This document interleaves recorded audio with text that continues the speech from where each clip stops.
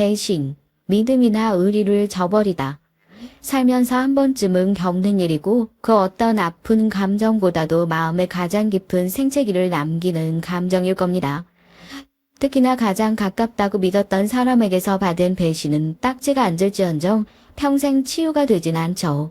그 가장 가깝다고 믿은 사람이 내 남편인 경우, 즉 배신이 불륜일 경우 겪는 충격은 상상하기 어려울 정도예요. 숨을 쉴 수 없고 눈앞이 깜깜하고 손발이 벌벌 떨리며 온 몸이 짓이겨지고 내장을 모두 쥐어짜는 것 같은 고통. 전 그 고통을 겪어봤고 아마도 평생 지워지지 않을 흉터로 남겠죠. 하지만 남편의 배신에 대한 대가는 톡톡히 치르게 해줬으니 남편 역시 아마도 고통 속에 살고 있을 겁니다. 그 폭풍 같았던 지난날을 얘기해 보려고 해요. 사업병은 못 고친다. 저희 엄마는 아빠와 싸울 때마다 언제나 가슴을 치면서 그렇게 말씀하셨습니다.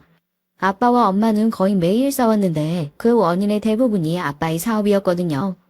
아빠는 안 해본 사업이 없었고 손대는 족족 실패해서 빚만 가중되기 일쑤였습니다.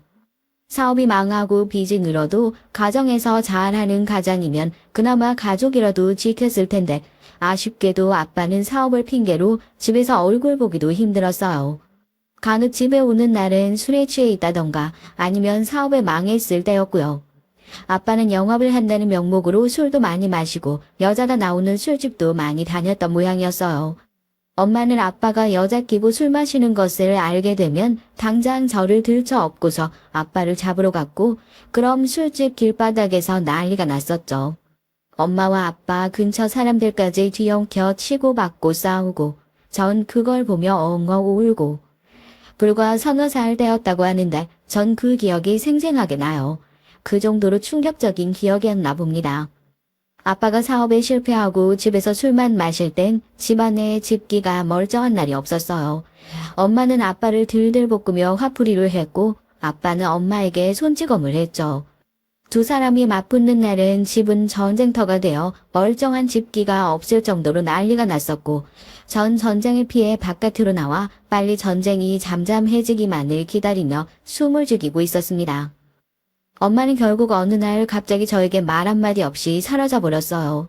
유치원에서 돌아와 보니 엄마의 옷과 물건들이 사라져 있었고 아빠 혼자 분노해서 여기저기 전화를 하고 있었죠. 이 지옥에 저만 남겨놓고 혼자만 살겠다고 탈출해버린 것이었습니다. 그게 제 인생의 첫 번째 배신이었어요. 세상에서 가장 위대하다는 모성애, 그따위는 동화 같은 허상이었다는 것을 그때 이미 온몸으로 경험을 했죠. 분노로 들끓던 아빠는 문득 저를 내려다봤습니다. 아빠의 그 눈빛은 마치 엄마를 보던 그 눈빛과 같았고 전 아빠가 저도 똑같이 엄마처럼 미워할까봐 울면서 아빠 저 잘할게요. 저 버리지 마세요 하고 빌며 급히 아빠가 깨부순 물건들을 치웠어요. 살기 위한 본능이었겠죠. 다행히 아빠는 더 이상 화를 내지 않았고 전 그날부터 아빠의 눈밖에 나지 않기 위해 쥐죽은 듯 살기 시작했습니다. 전 아빠를 무서워했어요. 아빠의 말이라면 무조건 납작 엎드려 복종하는 수준으로요. 거칠고 폭력적인 아빠였지만 그런 아빠에게마저 버림받는 게 더 겁이 났습니다. 다행히 아빠는 저에겐 엄마에게 하듯이 폭력을 쓰진 않았지만 그렇다고 자식에 대한 애정이 있는 것도 아니었어요. 아마 제가 일찍 철이 들지 않고 대바라진 애였다면 아빠는 주저앉고 저를 보육원에 갖다 놨을 테죠. 그러나 일말의 책임감인지 아빠는 엄마와 달리 끝까지 저를 버리지 않았습니다. 그런 비참한 상황에서 혼자 살겠다고 도망친 엄마와 저를 매일 공포에 떨게 만들었지만 버리지 않고 끝까지 책임진 아빠. 전 그런 혼란스러운 상황에서 지독하게 어두운 유년기를 보내게 됐어요. 아빠는 그 후로도 몇 번인가 사업에 실패했던 걸로 기억합니다. 한 번은 살던 집에서도 쫓겨나 어느 여인숙에서 생활했던 적도 있어요.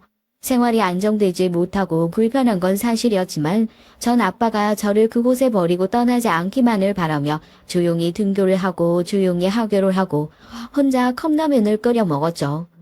오죽 불쌍했으면 여인숙 사장이 카운터에 들어오라고 불러서 간혹 저녁을 주시기도 했죠. 그래봐야 푹 쉬어버린 김치에 달걀 프라이 정도였지만 아직 남아있는 동정과 온정 속에서 굶어 죽지 않고 살 수 있었습니다. 아빠는 제가 초등학교 고학년이 되었을 때쯤 현관문에 다는 도어락 사업을 시작했어요. 그동안과는 달리 도어락 사업은 꽤 잘 됐던 것 같아요. 여인숙을 벗어나 반지하에서 살던 저희가 옥탑방, 빌라, 그리고 아파트까지 차례대로 집을 넓혀갔거든요. 아파트로 들어갈 즈음 아빠의 사업은 디지털 도어락이 상용화되면서 굉장히 빠른 속도로 확장되기 시작했어요. 아빠는 집에 들어오는 날이 거의 없었고 전 이제 다 커서 집에서 혼자 밥을 차려 먹고 공부하는 생활이 익숙해졌습니다. 그러다 어느 날 아빠는 웬 여자를 집에 데리고 들어왔어요. 진한 화장을 하고 열심히 꾸민 듯 촌스러운 옷을 입은 어린 여자.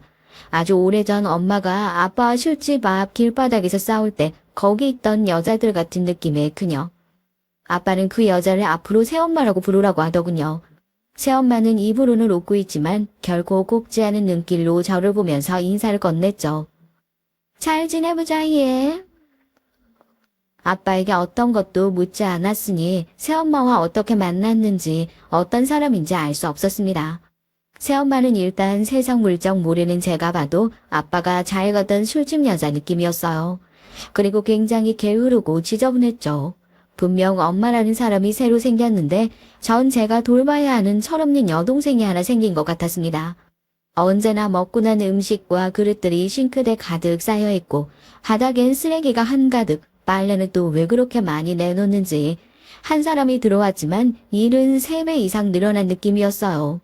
술은 또 매일같이 마시는데 술만 취하면 울고불고 소란을 일으켜 경찰이 오기까지 했었죠. 여기저기 널려있는 술병을 치우는 일 또한 저의 몫이었습니다. 아빠는 보름에 한 번 집에 올까 말까 했는데 아빠가 오면 또 예전 엄마처럼 집안이 전쟁터가 될까봐 두려웠어요. 전 20살이 될 때까지 집안일을 모두 도맡아 했고 성적이 떨어지면 아빠나 새엄마가 저를 쫓아낼 빌미로 잡을까봐 죽을 힘을 다해 공부도 열심히 했어요. 다른 아이들은 엄마나 아빠의 보호 속에서 엄마 아빠가 해주는 밥 먹고 차 타고 다니고 친구들과 올망졸망 모여 떡볶이 사 먹으며 행복하게 자라는데 전 너무나 불행하게 느껴질 때도 많았죠. 희망이란 비상구를 찾고 싶었지만 그 어디에도 없었어요. 아빠의 사업은 저의 불행과 반비례하게 날이 갈수록 크게 확장해 갔습니다. 전 이전 여인숙에 숨어 지내던 시절은 생각도 나지 않을 만큼 큰 집에서 살게 됐고 아빠가 주는 용돈의 규모도 점점 커져갔어요. 물건을 사는데 별 어려움이 없었고 눈치 빠른 친구들 사이에서도 점점 돈 많은 애라는 소문이 나기 시작했죠. 한 번은 아빠가 유독 기분이 좋아 보이는 날 술에 취해서 집에 와서 처음으로 저에게 자기 회사에 한번 와보라고 하더군요. 전 어릴 때부터 아빠의 말은 무조건 따르는 게 습관이 되어 있어서 학원까지 빠지고 아빠 회사에 가봤습니다. 아빠의 공장과 회사는 제 생각보다 훨씬 규모가 컸어요. 아빠가 근무하는 사무실도 드라마에서나 나오는 회장실처럼 으리으리하고 거대했고요. 아빠는 이제 실패한 사업가가 아니었고 아빠의 회사도 단순한 중소기업이 아니었습니다. 그날 아빠가 기분이 좋았던 이유는 아빠의 회사가 주식회사로 상장된 날이었기 때문이었더라고요. 그야말로 맨땅, 아니 지하에서부터 올라와 자수성가한 셈이었죠. 아빠의 사업이 잘 되면서 새엄마의 사치도 시작됐습니다. 집에 가사도우미를 부르게 된 건 수험생인 저에게 다행스러운 일이었지만 옷과 액세서리, 신발 등등 온갖 사치품에 물 쓰듯 돈을 쓰는 새엄마와 아빠의 갈등도 심해졌죠. 전 또다시 시작된 부모들의 갈등을 다시 겪고 싶은 마음이 없었고 마침 수능을 본 이후라 아빠에게 합격한 대학교의 기숙사에서 살겠다고 했어요. 아빠는 제가 좋은 대학교에 입학한 걸 생각보다 기뻐했고 저를 회사에 데리고 가 제가 명문대에 입학했다는 사실을 자랑하고 다니시더라고요. 전 그제야 아빠에게 제 존재를 인정받는 기분이 들었습니다. 아빠는 제가 어려운 상황 속에서도 잘 버티고 이렇게 좋은 대학까지 가게 되어 감사하다며 앞으로 제가 사는 동안 제 뒤를 아낌없이 지원해주겠다고 했어요. 하지만 전 솔직한 마음으로 성인이 되자마자 아빠와 새엄마는 더 이상 같이 살기 싫고 엮이고 싶지 않았기 때문에 아빠가 자수성가한 것처럼 제 스스로 자립하겠다는 그럴듯한 핑계를 대며 거부했죠. 아빠는 그 말이 무슨 의미인지 아는지 모르는지 어려운 일이 있으면 언제든 얘기하라고 하셨습니다. 그렇게 전 홀가분한 마음으로 대학 생활을 시작했어요. 집에서 벗어나니 세상이 달리 보이더라고요. 전 친구들과 먹고 싶은 것도 마음껏 먹고 여기저기 놀러 다니고 듣고 싶은 수업이나 해보고 싶은 체험은 전부 다 하면서 그간 못 누렸던 자유를 마음껏 누렸습니다. 학교에서 지원하는 유학도 다녀왔고요. 술도 마시진 못해도 나름 열심히 마셨어요. 모든 것이 새롭고 즐겁기만 했죠. 대학 생활에 지장이 생기기 시작한 것은 이상한 소문이 돌기 시작하면서였습니다. 제가 부잣집 딸이라는 소문이었죠. 제 씀씀이나 그런 것이 엄청 큰 건 아니었지만 과 동기 하나가 사고로 병원비 많이 나왔는데 돈이 부족해 어려움을 겪고 있다는 소식을 듣고 제가 비밀로 하는 조건으로 병원비를 줘버렸거든요. 아빠가 매달 보내지 말래도 보내는 용돈 중 과 동기의 병원비 정도는 그리 부담 가지 않는 액수였기 때문에 별 생각이 없었습니다. 그런데 그 동기가 감사한 마음을 표한다며 과 사람들에게 알렸고 그 소문이 일파만파 퍼져서 부풀려지고 제가 재벌 3세일 수 있다는 헛소문까지 들었습니다. 자꾸만 도는 헛소문에 해명이 필요했고 전 친구들에게 저희 아빠가 그냥 작은 회사 사장일 뿐이라고 소문을 정정했어요. 하지만 그 회사가 제 말과는 달리 나름 규모가 있는 회사라는 것을 알게 된 친구들은 그날부터 저를 대하는 눈빛이 달라지더라고요. 친구들 외에도 저에게 접근하는 동기나 선후배들이 눈에 띄게 많아졌고요. 전 어릴 때부터 아빠의 눈치를 많이 보고 자라선지 굉장히 눈치가 빠른 편이었는데 저에게 접근하는 사람이 순수한 의도인지 아니면 목적을 가지고 있는지 금방 알아챌 수 있었죠. 몇 번은 상대의 속내를 알면서도 마음을 열었지만 얼마 가지 않아 제 판단이 틀리지 않았다는 것을 알 수 있더군요. 너 돈 많으니까 네가 계산해라. 너 돈 많아서 고민도 없고 좋겠다는 등의 말들은 애교고 엄마가 아프다느니 등록금이 없다느냐며 노골적으로 돈을 달라고 하는 사람들도 꽤 많았습니다. 저의 인생에서 처음 누리는 자유는 짧게 끝났고 전 다시 외톨이가 되어 조용히 없는 듯 학교로 다닐 수밖에 없었어요. 마치 집에서처럼 말이죠. 21살이 되었을 때 다른 과 사람들과 함께 듣는 교양 수업에서 만난 다른 과 남자 선배 하나가 군대 다녀왔더니 아는 애들이 없다, 같이 밥 먹자 하며 저에게 접근을 했죠. 제 소문을 못 들었는지 저와 밥을 먹거나 커피를 마시면 꼭 자기가 돈을 내려고 하더라고요. 안 그래도 자꾸 저에게 돈을 맡겨놓은 듯 뭐든지 사라고 하는 과 사람들에게 피로를 느끼고 있던지라 선배의 그런 모습에서 조금 호감이 느껴졌던 것 같아요. 그러다가 얼마 가지 않아 그 선배가 저에게 고백을 했고 전 선배가 꼭 남자로서 좋다기보단 절 누군가가 좋아해준다는 기분이 좋아서 연애를 하게 됐습니다. 그동안 사랑받지 못했던 경험 때문에 선배가 저에게 사랑을 속삭여주고 챙겨주고 아껴주는 것이 너무나 감사하고 행복했었거든요. 늘 그런 정서적 결핍이 있었는데 그 모든 것들이 충족되는 느낌이었습니다. 몇몇 사심 없이 제 친구로 남아있던 친구들은 제 남자친구가 저희 아버지에 대한 소문을 듣고 의도를 가지고서 접근한 게 아니냐며 의심을 했지만 남자친구는 아르바이트를 하느라 학교에도 잘 나오지 않아 친구도 없고 제 가정사엔 전혀 관심도 없었어요. 한번 친구들을 소개하는 자리에서 친구가 남자친구에게 이 아버지 어떤 분인 줄 아세요? 하고 떠봤는데 남자친구가 전혀 모르는 표정으로 아니라고 하자 되게 무서운 분이세요 라고 얼버무린 적도 있었죠.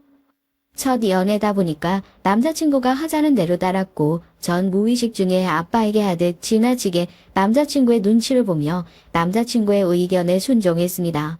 어느 순간부터 남자친구와 저의 관계는 상하관계처럼 되어 있더라고요. 전 아빠가 그랬듯 남자친구가 수틀리면 화를 낼까 저를 떠날까 두려워했어요.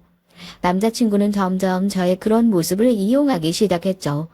본인이 사소하게 잘못해도 제가 잘못했기 때문에 자기도 어쩔 수 없이 그렇게 했다며 저의 탓으로 떠넘기고 제가 조금만 마음에 들지 않아도 연락을 끊고 잠수를 탔어요.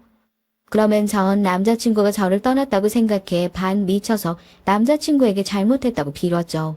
요새 용어로는 가스라이팅이라고 하죠. 전 어린 나이에 첫 연애였고 가정사에 대한 트라우마와 남자친구의 오랜 기간 계속된 조련으로 철저히 남자친구의 손바닥 안에 있게 됐습니다. 얼마 안 되는 친구들과도 남자친구의 요구로 멀어졌고요. 그러면서도 남자친구는 저를 사랑하기 때문에 그렇게 하는 거라고, 우리는 평생 헤어지지 않을 운명이라고 계속 세뇌했습니다. 남자친구와 거의 매일 붙어 있고 남자친구의 자취방에서 머무는 시간도 길어졌어요. 어느 날 생리를 몇 달째 하지 않아서 불안해하다가 임신 테스트기를 해봤더니 2줄이 뜨더라고요. 21살, 하고 싶은 것도 너무나 많고 앞길도 창창한 나이에 임신이라니. 전 임신에 대한 기쁨은 조금도 없이 두려움과 좌절감에 묻혀 눈물만 흘리고 있었습니다. 그런 저에게 남자친구는 일말의 고민도 없이 결혼하자고 했어요. 그게 전 책임감 있는 모습이라고 생각하고 얼마나 감동했는지. 어리고 어리석었죠. 남자친구, 이젠 남편이라고 부르게 된 그이와 성대한 결혼식을 올렸습니다. 아빤 처음에 너무 이른 나이에 아기가 생겨 결혼한다고 하자 남편을 탐탁지 않아 했는데, 그래도 좋은 대학교 출신에 저와 아기를 책임지겠다고 하는 모습에서 그나마 좋은 점수를 주고 결혼을 허락했어요. 전 21살이나 나이에 결혼과 동시에 출산을 했고 22살에 아기 엄마가 되어버렸습니다. 남편은 각 군대를 다녀와서 아직 졸업도 하지 못한 학생 신분이었기 때문에 아빠는 남편에게 본인의 회사에 취직하는 게 어떻겠냐고 권했죠. 남편 역시 당장 돈을 벌어 저와 아기를 먹여 살리고 싶다며 아빠의 회사에 사원으로 취직하게 됐습니다. 남편이 대학 나와서 취직하면 사실 더 좋은 조건으로 할 수 있었을 텐데 바로 취직하겠다는 모습에 아빠는 꽤 만족스러워했어요. 남편은 낙하산이라는 말이 듣기 싫다며 자신과 장인어른에 대한 연결고리는 회사에 알려지지 않기를 바란다고, 장인어른과 저에 대한 얘기는 하지 않겠다고 하더군요. 저도 남편이 연애할 땐 많이 힘들게 했지만 아기가 생기니 책임감이 생기나 보다 하며 안심했고요. 그게 유부남이라는 것을 숨기기 위한 작전이었다는 걸 전 아주 나중에야 알게 됐습니다. 남편은 저에게 점점 더 심하게 가스라이팅을 했어요. 전 원래도 고립된 채 살았는데 아기가 태어난 이후 더더욱 아기와 함께 집 밖으로 한 발자국도 나가기 어려워졌죠. 남편은 명문대생인 자기가 큰 손해를 보고 아빠의 회사에 취직한 이유는 저와 아기 때문이라며, 저도 똑같이 책임을 져야 하니까 누구의 도움 없이 혼자 아이를 키우라고 요구를 했죠. 전 남편에게 이미 많이 가스라이팅을 당한 상태라 아기 육아에만 전념할 수밖에 없었습니다. 친엄마는 집에서 나간 후로 소식 한 번 들은 적 없고, 새엄마는 아빠의 부인일 뿐 남남이었기 때문에 전 유튜브와 인터넷 맘카페 정보에 의지해 아이를 키울 수밖에 없었어요. 그런데 남편은 제 검색 기록까지 전부 뒤져보며 저의 일거수일투족을 감시했고 연애할 때보다 더욱 옥죄어왔어요. 그러면서 저의 사소한 잘못까지도 모두 꼬투리로 잡으며 네가 부족한 탓이다, 너 같은 거랑 사는 내게 감사해라 하며 저를 마치 죄인처럼 만들었죠. 전 아빠와의 일에 대한 트라우마 때문에 납작 엎드려 살았고 때때로 저의 꼬여버린 인생에 대해 한탄하기도 했습니다. 저도 앞날이 창창한 명문대생이었는데 다른 친구들은 아직도 파릇파릇한 청춘을 즐기고 있는데 왜 나는 악의 토사물과 함께 집에서만 갇혀 살아야 하냐. 그러나 전 저의 친엄마가 저를 버렸던 것을 기억했기에 친엄마와 똑같이 책임감 없는 어른이 되고 싶지 않았어요. 아기는 제 암흑 같은 인생의 유일한 한 줄기 희망의 빛이었죠. 전 아기가 어느 정도 크면 다시 제 인생을 찾자고 다짐하며 그렇게 몇 년을 유폐된 채로 지냈습니다. 남편의 태도가 눈에 띄게 달라진 건 아기가 유치원에 다닐 정도로 어느 정도 컸을 때였어요. 남편은 아빠의 도움으로 굉장히 빨리 승진할 수 있었고 일이 많아지면서 야근 횟수도 많아졌죠. 남편이 집에 제 시간에 퇴근한다고 제가 늘 기쁜 건 아니었지만 집에 들어오는 날이 현저히 줄어들자 아무래도 불안이 싹트기 시작했습니다. 저도 그랬지만 남편도 아직 젊은 나이였고 이미 연애도 몇 번 해봤어야 정상적인 나이였는데 아기 아빠가 됐으니 얼마나 혈액이 왕성하겠어요. 하루는 집에서 아기와 함께 있는데 남편 옷장에 포장지로 쌓인 작은 선물이 있는 걸 발견했죠. 남편이 저에게 서프라이즈 선물을 할 리도 없고 아이에게 줄 선물인가 싶어 이게 뭐냐고 묻자 왜 자기 물건을 뒤지냐, 자기를 의심하냐며 길길이 날뛰었습니다. 이제는 의부증까지 생기는 거 아니냐고 도리어 저를 공격했고요. 당시 전 남편이 흥분하자 예전에 아빠가 폭력적으로 집기를 부수고 엄마를 때리던 장면이 떠올라 덜컥 겁이 나서 제가 잘못했다고 되려 싹싹 빌었어요. 남편에게서 수상한 낌새를 느낀 건 한두 가지가 아니었습니다. 남편 양복 주머니에서 제가 쓰지 않는 귀걸이가 나온다든가, 옷에서 제가 쓰는 섬유유연제와 다른 냄새가 난다든가, 집에서 남편 휴대전화로 전화가 오면 잘 받지 않는다던가 하는 불길한 시그널을 계속 느낄 수 있었죠. 한 번은 외국으로 출장을 간다며 며칠 집에 들어오지 않았는데 출장이 끝난 날인데도 불구하고 집에 오지 않는 거예요. 아무래도 걱정이 돼서 남편에게 한 소리 들을 각오를 하고 여동생이라며 회사에 전화를 했는데 회사 동료가 이미 귀국해서 일찍 퇴근했다고 하는 겁니다. 휴대전화 전화는 꺼져 있고 말이죠. 결국 남편은 그 다음날 집에 왔는데 태연하게 일정이 늦어져서 방금 귀국했다고 거짓말을 하며 방으로 들어가 버리더라고요.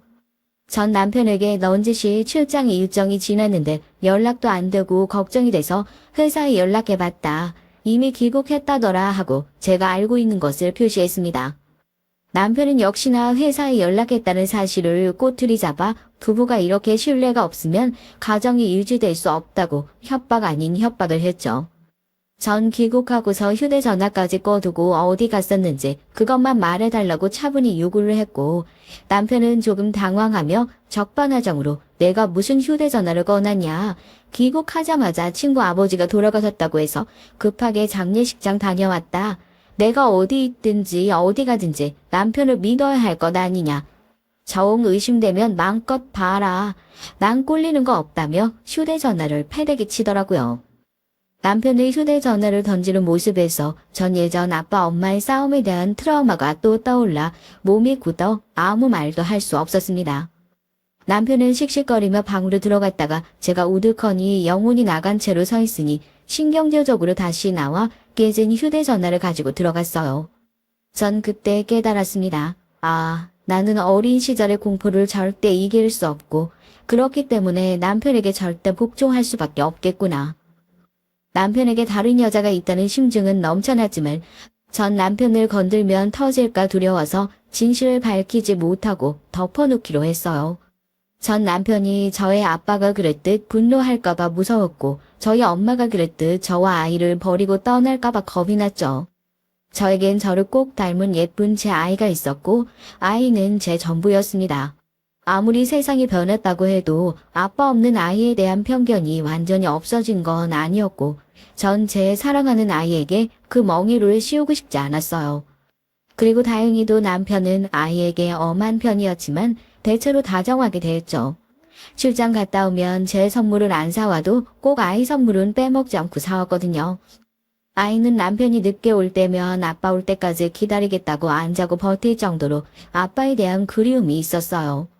전 수도 없이 이혼에 대해 고민했지만 우리 아빠처럼 폭력적이거나 툭하면 사업을 말아먹는 것도 아니고 아이에 대한 책임감도 있는 사람이니 제가 혼자 참기만 하면 이 모든 평화가 유지될 것이라 판단하고 남편과의 외도를 눈 감기로 했습니다.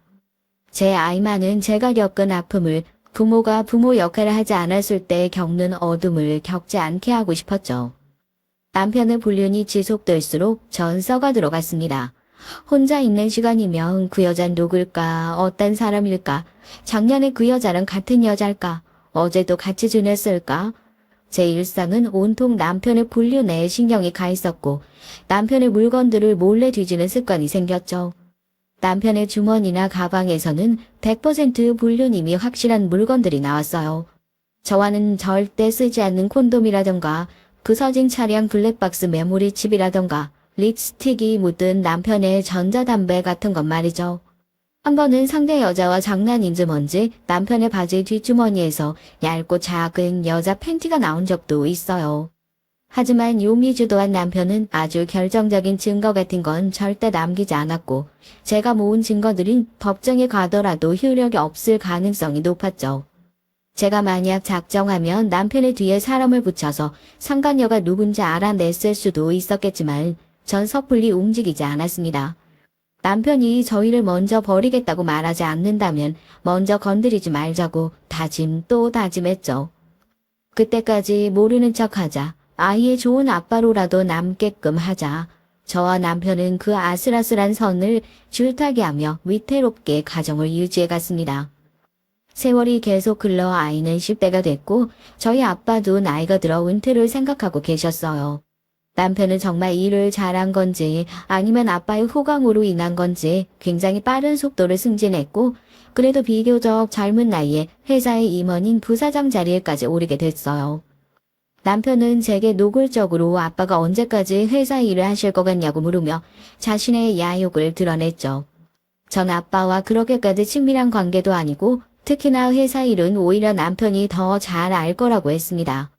남편은 나이가 들었으면 빨리빨리 자리를 비워주고 젊은 사람들이 일하게 비켜줘야지. 옛날이랑 시대가 달라져서 장인어른 스타일은 지금과 맞지 않다며 종종 아빠에 대해 험담을 했고 간혹 회사 사람들과 전화통화를 하는 내용을 들어보니 회사 사람들에게도 비슷한 말을 하고 다니더라고요. 남편은 회사의 임원 자리도 모자라 회사의 대표가 되려는 욕망에 사로잡혀 있었습니다. 하루는 저와 연락조차 거의 하지 않는 아빠가 아이와 학교에 간 사이 집으로 찾아오셨어요. 하루는 저와 연락조차 거의 하지 않는 아빠가 아이가 학교에 간 사이 집으로 찾아오셨습니다. 아빠도 세월의 흐름을 거스르지 못하셨더군요. 허옇게 새버린 머리에 자글자글한 주름살, 나이가 들어 한껏 쪼그라든 아빠는 예전에 그 거칠고 난폭했던 모습은 어디로 가고 힘없는 평범한 노인일 뿐이었습니다. 기분이 참 묘하더라고요. 내가 저런 보잘것없는 사람을 그토록 무서워했던가. 그냥 평범한 노인일 뿐인데. 아빠와 단둘이 마주보고 대화하려니 어색하기 짝이 없었죠. 애는 잘 크고 있냐, 건강은 어떠냐 등 형식적인 말이 오갔고 딱히 할 말도 없어서 침묵만 오래되던 중 아빠가 물었어요. 행복하냐? 전 되물었죠. 아빠는요? 아빠는 한동안 고민하다가 대답을 했습니다. 살면서 행복하다는 감정을 느껴본 적이 거의 없다. 항상 성공해서 돈을 많이 벌고 싶다는 생각에 행복이니 기쁨이니 그런 감정은 사치라고 생각했지.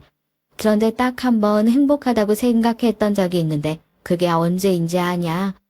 네가 우리나라에서 손꼽히는 명문대에 입학했다는 소식을 듣고 여기저기 자랑하고 다닐 때였다.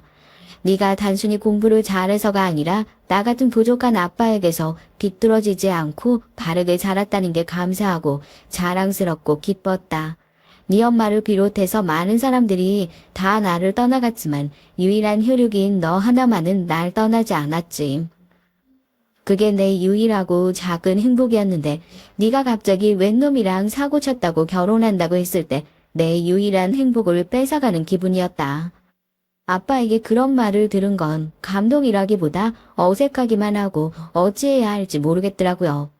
전 혈육이라고 생각하고 있었다는 것도 놀라웠는데 제 존재 자체가 아빠에게 행복이었다니. 그래 너는 행복하니. 저는 그 말에 왈칵 눈물이 쏟아질 뻔했지만 애써 참았습니다. 아빠 사실은 그 남자 바람 피운 지 오래됐어요. 전 행복하지 않아요 라는 말이 목구멍까지 치솟아 올랐지만 그런 말을 해본 적이 없었기에 차마 할 수 없더라고요. 전 평소와 다름없이 네 한마디만 겨우 뱉었습니다. 아빠는 잠시 저를 보다가 그래 행복하다니 다행이다만 네 나이도 아직 어리고 대학도 명문대 나왔는데 네 인생을 이렇게 아이만 키우며 보내긴 아깝지 않니? 아이도 이제 많이 컸으니까 아빠 회사에서 일을 시작해보는 건 어떠니? 하고 뜻밖의 말을 건넸습니다. 전 생각해보지 못했던 일이었기에 혼란스러웠어요. 아빠는 생각해보라며 집으로 돌아가셨고 전 하루 종일 아빠의 말을 곱씹으며 생각해봤습니다. 밤늦게 퇴근한 남편에게 꿀물을 건네며 제가 취직하는 문제에 대해 남편의 의견을 물어봤어요. 아빠가 왔다는 얘기는 하지 않았고요.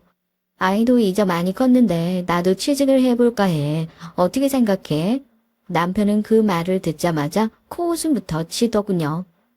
취직? 네가 무슨 취직이야.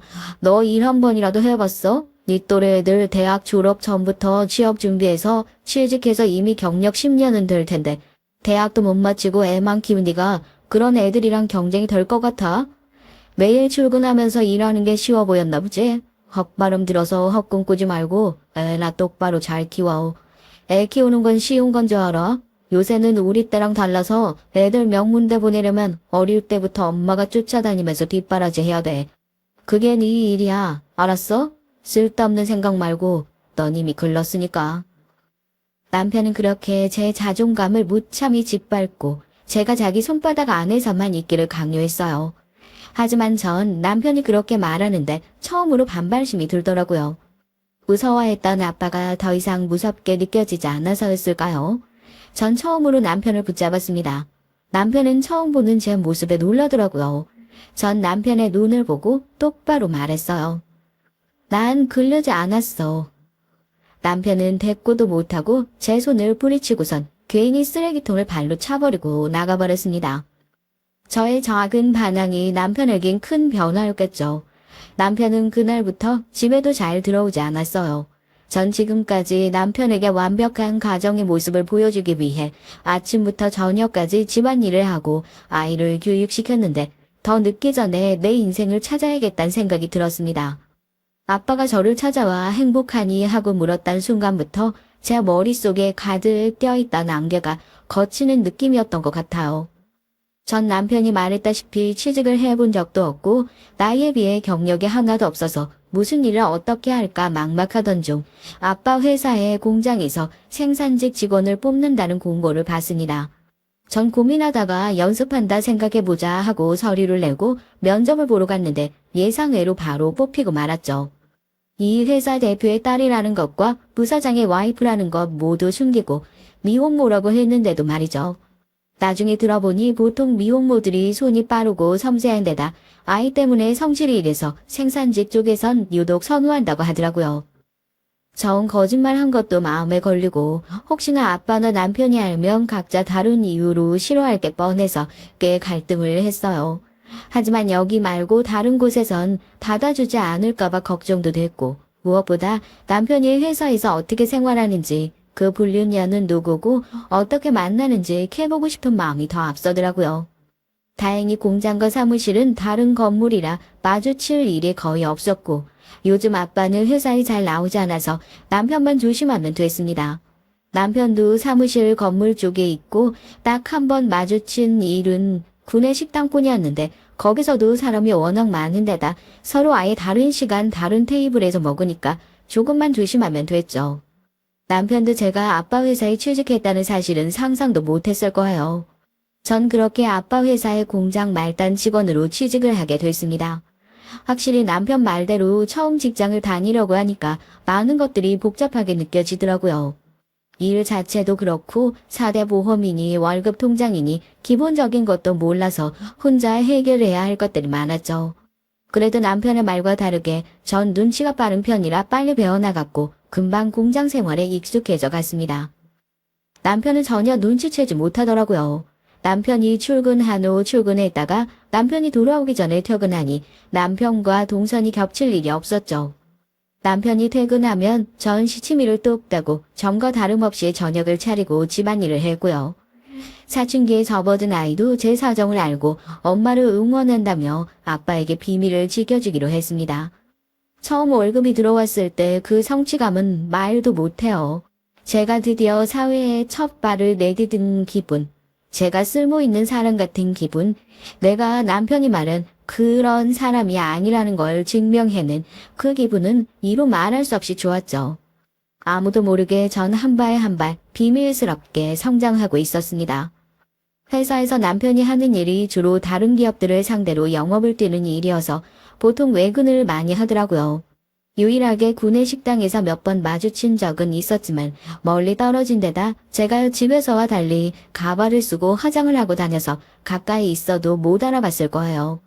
전 남편과 회사에서 가까워지는 상황이 올 때마다 놓치지 않고 자세히 남편을 관찰했습니다.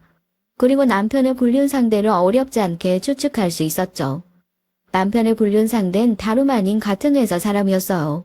남편은 분명 티를 내지 않으려고 다른 사람들과 밥을 먹고 그 여자와 다른 자리에 앉아있지만 눈치 빠른 전 분명 알 수 있었습니다.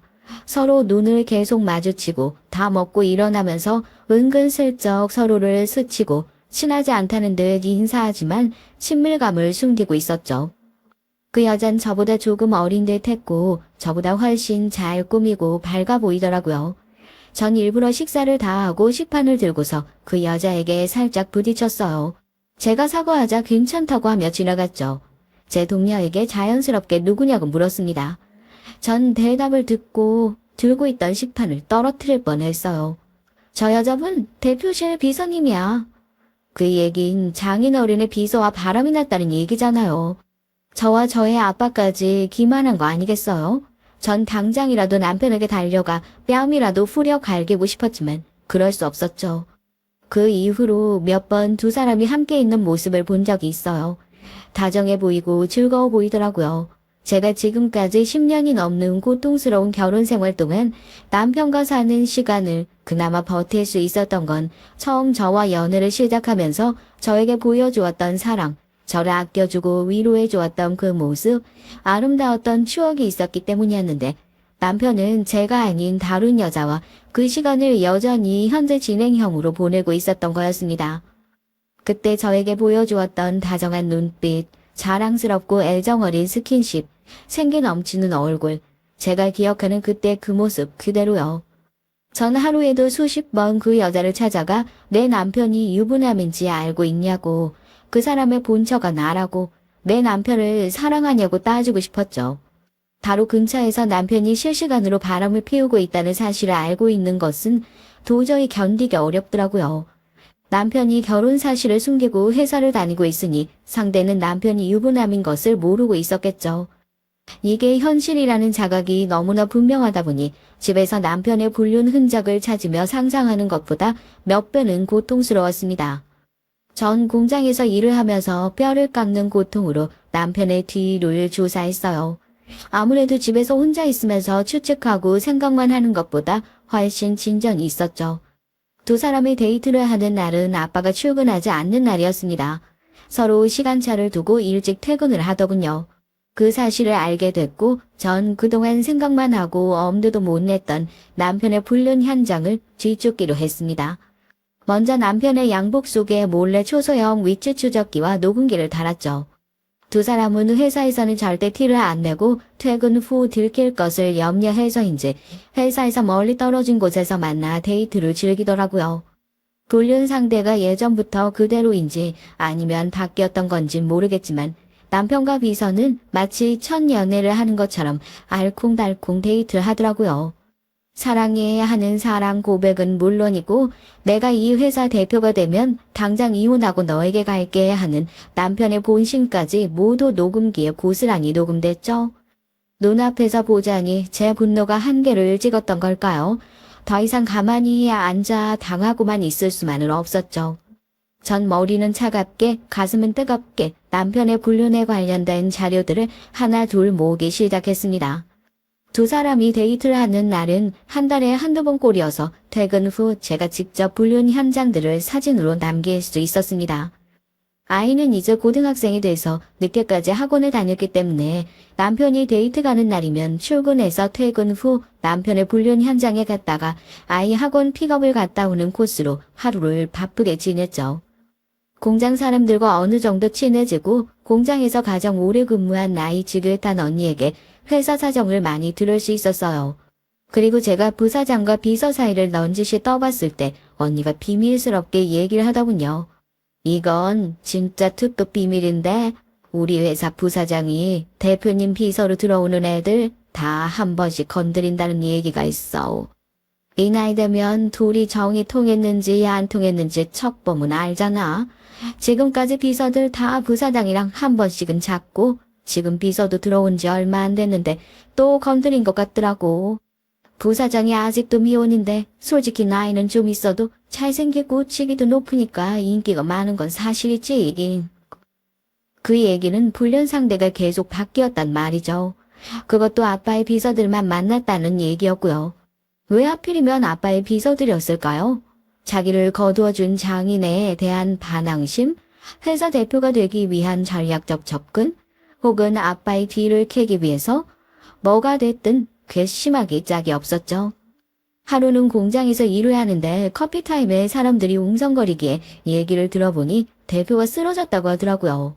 너무 놀라서 아빠에게 당장이라도 달려가고 싶었지만 일개 사원이 대표가 쓰러졌다고 단숨에 달려갈 수는 없는 일이잖아요. 전 전전긍긍하다가 퇴근하자마자 아빠가 입원한 병원으로 달려갔습니다. 아빠는 자기가 연락도 하지 않았는데 어떻게 쓰러진지 알았냐고 놀라워하셨죠. 그래서 전 아빠에게 사실대로 아빠 공장에 몰래 취직해서 일하고 있었다고 털어놨습니다. 아빠는 왜 자기한테 말하지 않았냐고 하면서 그동안 어떻게 모를 수가 있었지 하며 신기해하셨어요. 아빠는 사실 간 수치가 너무 높아 이전에도 몇 번 쓰러졌다고 하더라고요. 나이도 있고 더 이상 일을 하기는 어렵다고 하셨죠. 이제 은퇴하려고 하는데 네 남편은 회사를 물려주기 적당한 사람 같으냐? 아빠가 저에게 물었어요. 전 대답을 드렸고 아빠는 고개를 끄덕이며 결정을 내리셨습니다. 몇 주 후 저는 집에서 저녁상을 차리고 남편과 모처럼 한자리에 앉아 저녁을 먹었습니다. 전 남편에게 말했죠. 아빠가 할 말이 있다고 당신이랑 같이 오래. 남편의 얼굴이 화색이 돌았습니다. 다른 말씀은 없으셨어? 은퇴하실 거라고 하시더라고. 그럼 대표 자리는 나에게 주시겠대? 그건 모르지. 뭐 아는 게 없어 쓸모없긴. 남편은 투덜거리면서도 기대여찬 표정을 숨기지 않았습니다. 당신이 그만큼 능력 있다면 아빠가 대표 자리 주시겠지. 남편은 숟가락을 탁 놓으며 저를 노려봤습니다. 뭐야 그 말투는 건방지게. 네가 뭔데 능력 오는 애. 내가 대표가 돼봐. 너 같은 건. 남편은 실언을 했다는 생각을 했는지 말을 하다가 말았지만 남편의 생각은 충분히 알 수 있었죠. 다음날 전 아이를 학교에 보내고 남편과 함께 둘이서 아빠가 입원한 병원으로 찾아갔습니다. 아빠는 서류들을 검토하고 있다가 저희를 맞이하셨고요. 아빠 옆에는 비서가 아빠를 돕고 있더라고요. 남편은 가증스럽게도 비서에게 형식적인 인사만 하고 눈 한 번 마주치지 않았습니다. 비서는 저를 흘끔 보고 별 말 없이 자리를 비켜주기 위해 병실 밖으로 나갔어요. 아빠는 저와 남편을 보며 안부 인사를 건네고 본론을 얘기하기 시작했습니다. 내가 나이도 제법 들었고 건강도 영 좋지 못해서 조금 미루지만 은퇴를 하려고 한다. 대표를 누구에게 인수인계할까 오랫동안 고민해왔고 최근에 마음을 결정해서 이렇게 불렀다. 남편의 얼굴은 기대 반 불안 반으로 실룩거리는 게 보일 정도였습니다. 전 차분히 아빠의 말을 기다렸죠. 대표 자리는 당분간 공석으로 해두고 공식적인 절차를 밟아 내 딸에게 물려주려고 한다. 임원들에게 이미 의견 물었고 모두 이견 없이 동의했다. 너희에게 가장 먼저 얘기하는 거지만 곧 회사에도 공표할 생각이다. 시간은 조금 걸리겠지만 내 딸에게 충분히 자격이 있다고 판단했다.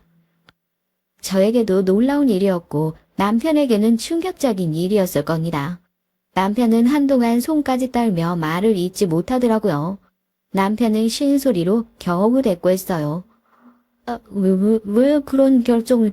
이 사람 집안일만 하고 회사 일이라고는 쥐뿔도 모르는데 왜 이 사람에게... 왜냐고? 너는 네 와이프가 내 회사에서 일하고 있던 것도 몰랐더냐? 이건 임원들과 이미 합의된 사안이야. 대표 후보는 몇 명 있었는데 그중 나는 도덕성에 흠결이 없고 성실한 사람, 그리고 똑똑하고 현명한 사람을 최우선으로 해왔다. 넌 그 모든 것에 특히 도덕성에 자신이 있냐? 아빠는 남편에게 정면으로 물었어요. 남편은 발끈해서 부들부들 떨며 대꾸했죠. 도덕성이요? 장인어른은 그럼 도덕성에 자신 있으신가 보죠? 남편은 당당하게 휴대전화를 꺼내 아빠에게 사진을 들이밀었습니다. 이거 보이시죠? 장인어른이 재직하면서 회사 공금 횡령한 내역들 전부 다 모아놓은 장부예요. 입출금 기록 전부 전수조사하면 다 증명될 기록들이죠. 원본 다 저한테 있고요. 이거 터뜨리면 장인어른 기소될 수 있고 감방 갈 수도 있고 그렇게 되면 장인어른 말년이 불명예스럽게 끝나지 않겠어요? 따님과 손녀를 봐서라도 좋게 은퇴하시려면 저에게 대표 자리 넘기시죠. 남편은 장부로 찍은 사진을 화면에 띄우고 아빠에게 휴대전화를 던졌어요. 예상 못한 일이었기에 전 놀라서 아빠를 바라봤는데 아빠는 여유롭게 웃으며 대답했습니다. 그 자료, 네가 내 비서들에게 접근해서 빼내려고 시도했던 건 이미 진작부터 알고 있었다. 최근에 잘 성공했지. 그 이유가 뭘까? 이번에 바뀐 비서가 좋기 때문이지. 아빠는 문 밖에 대고 들어와 라고 말했어요. 그 비서가 별 표정 없이 들어오더군요. 저 애가 준 거지. 저 아이도 내 딸이야. 예상 못한 아빠의 말에 저와 남편 모두 벙쪄서 비서를 바라봤습니다. 남편은 완전 뒤통수를 맞은 사람 표정으로 말도 안 돼 하고 같은 말만 되풀이했어요. 전 혼란에 빠져 남편과 비서만 번갈아 바라봤습니다. 자세한 설명은 나중에 하지. 그 횡령 장부는 가짜다. 내가 은퇴 준비하면서 썩은 가지들 쳐내려고 만든 가짜 정보. 물론 너 말고 다른 임원들 중에도 그 가짜 정보를 나한테 들이미는 놈들이 있었지. 하나같이 나를 고발하겠다가 아니라 대표 자리를 내놔라 하더군. 그런 놈들은 다 쳐냈다. 언제든 자기 이익을 위해 회사를 팔아먹을 놈들이니까. 아빠는 남편에게 호랑이가 으르렁거리듯 말했습니다. 그 모습은 제가 알던 무섭고 두려웠던 아빠의 모습이었어요. 그리고 저 아이는 그런 놈들을 속아내려고 고용한 내 믿을 수 있는 핏줄이다. 네가 대표는커녕 이 회사에 있을 자격 없다는 자료 또한 이미 넘치게 확보해놨지. 넌 뭐지? 내 딸과 행복하라고 회사에 자리도 주고 능력도 되지 않은 걸 승진도 계속 시켜줬는데 내가 아끼는 딸을 이용하고 고통받게 하고 앞길 창창한 내 딸의 행복을 앗아갔을 뿐이지 않아. 아빠는 남편의 휴대전화를 남편에게 거칠게 집어던졌습니다. 남편은 10년은 늙은 표정으로 아빠와 저 휴대전화를 번갈아 보다가 종래는 비서를 보며 중얼거렸어요. 그럼 배신이지. 배신. 그 말을 듣는 순간 전 웃음이 나왔어요. 배신? 당신이 결혼하고 지금까지 나한테 한 짓들이 배신이지. 감히 내 앞에서 배신이란 말을 입에 올려. 남편을 울게 직전의 얼굴로 저를 한참 동안 보다가 문을 쾅 닫고 나가버렸습니다. 전 도저히 서 있을 수 없어서 훌쩍 주저앉았어요. 그런 잘 비서가 일으키더군요. 아빠는 미리 말해줄까 하다가 이 몸 결정이 어긋나서 늦어지면 네 남편이 또 무슨 짓을 꾸밀지 몰라 바로 말했다. 너에게 대표 자리를 물려주는 건 정당히 임원 투표를 통해 결정된 사항이다. 특히 공장 쪽 지지가 매우 높더구나. 네가 일을 잘해왔다는 증거겠지. 당장 너에게 대표 자리를 줄 건 아니고 일단 익혀야 할 것들이 많으니 모두 인수인계한 후에 다시 투표로 결정할 거다. 난 너의 진짜 모습을 아니까 네가 잘 해낼 거라고 믿는다. 아빠는 비서에게 눈짓을 했고 비서는 저를 부축해 밖으로 나갔습니다. 비서, 아마도 배다른 동생인 그녀는 그제야 자세히 보니 저와 눈매나 인매가 닮았더라고요. 딸들은 아빠를 닮는다고 하잖아요. 그녀는 지금까지의 일들을 모두 얘기해줬죠. 그 아이는 제가 어릴 때 엄마가 집을 나가고 나서 아빠 사업이 계속 실패할 때쯤 태어났다고 하더군요. 아마도 그녀의 엄만 제가 아빠와 여인숙에서 지낼 때 아빠가 잠깐 만났던 여자였던 모양이에요. 하긴 집도 절도 없는데 애까지 딸린 남자랑 뭘 했겠어요. 그래서 그녀의 엄만 그 길로 헤어지고서 아빠에게 알리지 않고 혼자 아이를 키웠나 보더라고요. 성인이 되고 나서 그녀는 취직과 퇴직을 반복하다가 친아빠가 나름 큰 회사 대표인 걸 알고 취직을 시켜달라고 부탁을 했다고 해요. 그때 아빠는 남편이 비서들에게 접근해서 바람을 피우고 있다는 사실을 이미 인지하고 있었고 남편이 비서들에게 지속적으로 아빠의 횡령이나 배임에 관련된 자료를 요구했다는 것에서 남편의 야욕을 짐작하고 있었다요. 그래서 저에게 찾아와 행복하냐고 물어보며 떠봤던 거고요. 그날 제가 입으로는 네 하고 대답을 했지만 제 표정은 전혀 행복한 사람의 얼굴이 아니었기에 아빠는 결심을 했다고 합니다. 제 배다른 여동생을 비서로 취직시켜 역으로 남편의 뒤를 꿰고 남편을 떨궈내기로 일종의 역스파이였던 셈이죠. 비서는 자기는 절대 저에게 부끄러운 짓은 하지 않았다고 하더라고요.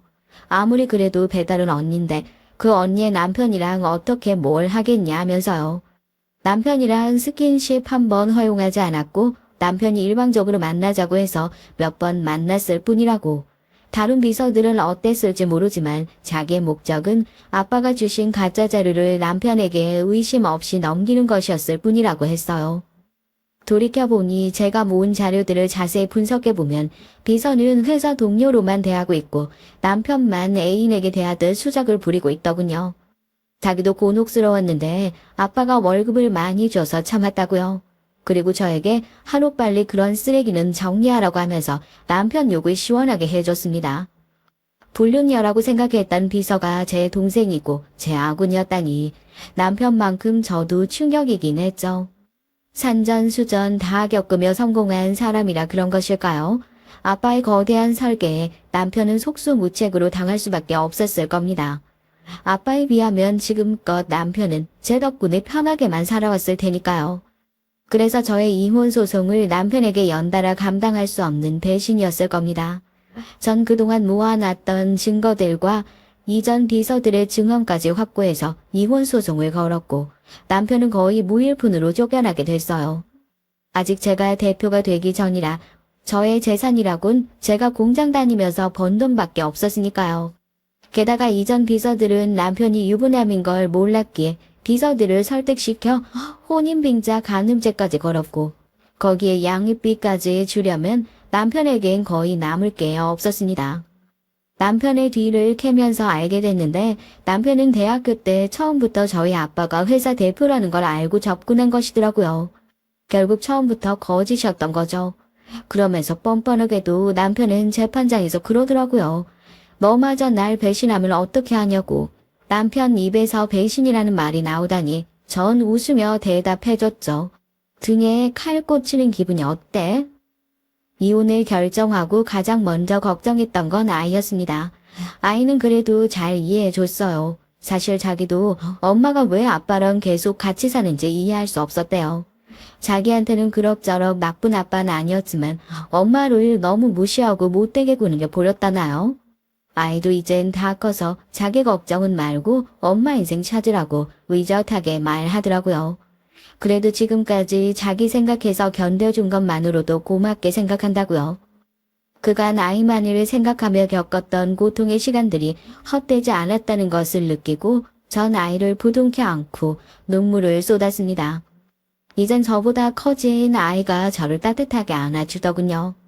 공장에서 회사 대표 자격으로 출근하자 당연하게도 모두 깜짝 놀랐습니다.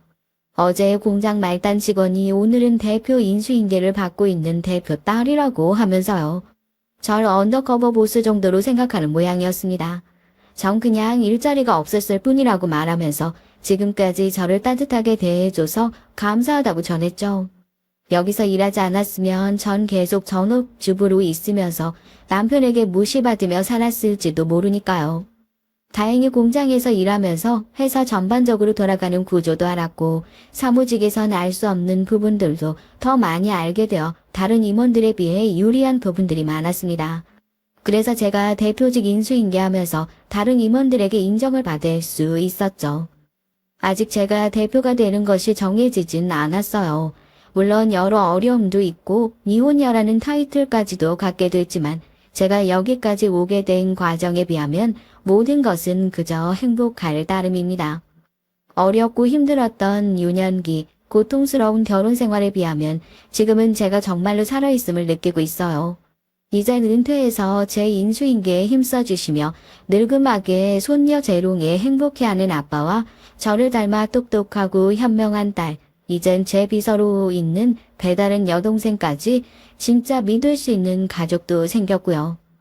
앞으로 어떤 어려움이 있어도 전 극복할 수 있어요. 수많은 제 상처들은 굳은 살이 됐고 전 누구보다 단단해졌으니까요. 안녕하세요. 저는 행정복지센터에서 일하는 말단 공무원입니다. 행정복지센터라고 하면 뭐 하는 곳인가 하시는 분들이 더러 계실 텐데요. 과거에는 동사무소로 불렸던 곳이랍니다. 저는 그곳에서 매일 서류를 정리하고 민원을 처리하는 일을 하고 있죠. 공무원이 처음부터 꿈이었던 건 아니었지만 안정적인 직업이 갖고 싶었던 제겐 딱 맞는 직업이었습니다. 저를 잘 아는 친구들은 제가 검사가 될 줄 알았다고 하더라고요. 공부를 잘한 것도 있지만 환경적으로도 법대 말고 다른 것을 생각하기 힘들다고 했죠. 하지만 전 모든 사람들의 예상을 뒤엎고 고등학교를 졸업하고는 바로 공무원 시험을 준비했습니다. 대학을 다니면서도 제 머릿속엔 어떻게 하면 빠르게 독립할 수 있을까 하는 생각뿐이었고요. 그래서 전 대학 졸업도 하기 전에 공무원 시험을 통과하고는 졸업하자마자 바로 동사무소로 발령을 받았어요. 시골 동사무소로 발령받기를 원했지만 제 뜻은 받아들여지지 않았죠. 물론 저 역시도 쉽게 오케이 될 문제는 아니라는 걸 잘 알고 있었기 때문에 크게 실망하진 않았습니다. 가족들은 이런 저를 별종이라고 부르면서 고개를 저었지만 저에게 있어서 가족이나 배경은 방해가 되는 존재일 뿐이었어요. 전 연애할 때부터 한 가지 철칙이 있었습니다. 절대로 법과 관련된 일을 하는 사람과 만나지 말자는 것이었죠. 무슨 그런 조건이 있냐고 웃는 분들도 계시겠지만 전 정말 진심이었답니다. 변호사니 검사니 하는 사람들, 저에게는 좋은 이미지가 아니었거든요. 특히 야망 있는 변호사나 검사들은 질색이었습니다. 그래서 대학 시절에도 법대 학생관 미팅은 물론이고 소개받을 때도 딱 잘라 거절을 했어요. 얼마 뒤엔 저도 결혼을 하게 됐는데요. 남편 될 사람은 작은 개인 빵집을 운영하고 있답니다. 입소문이 나서 나름 인기 있는 곳으로 최근엔 확장을 해서 커피도 함께 팔고 있죠. 제가 이별에 힘들어할 때 위로가 되어준 곳이 바로 예비신랑의 가게였어요. 아마 그 사건이 없었더라면 지금의 예비신랑은 만나지도 못했을 거죠. 당시엔 참 힘들었지만 지금 생각하면 다행이다 싶기도 하네요. 전 지금의 예비신랑을 만나기 전에 결혼까지 준비했던 상대가 있었어요. 제가 일하는 동사무소에서 처음 만났습니다. 민원을 해결하고 나가던 사람이 직업을 두고 가면서 시작된 인연이었어요. 오전에 왔던 전 약혼자는 퇴근 시간쯤에 다시 와선 지갑을 찾아가더라고요. 전 그냥 그러나 보다 했죠. 그런데 퇴근하고 나오는데 앞에서 저를 기다리고 있더라고요. 저녁을 함께 먹을 수 있겠냐고 하면서 말이죠. 딱 봐도 학생처럼 보이기에 공부나 하라고 말하곤 돌아섰어요. 그런데 전 약혼자는 그 다음날도 또 그 다음날도 매일같이 제 퇴근 시간에 찾아와서 똑같이 권하더라고요.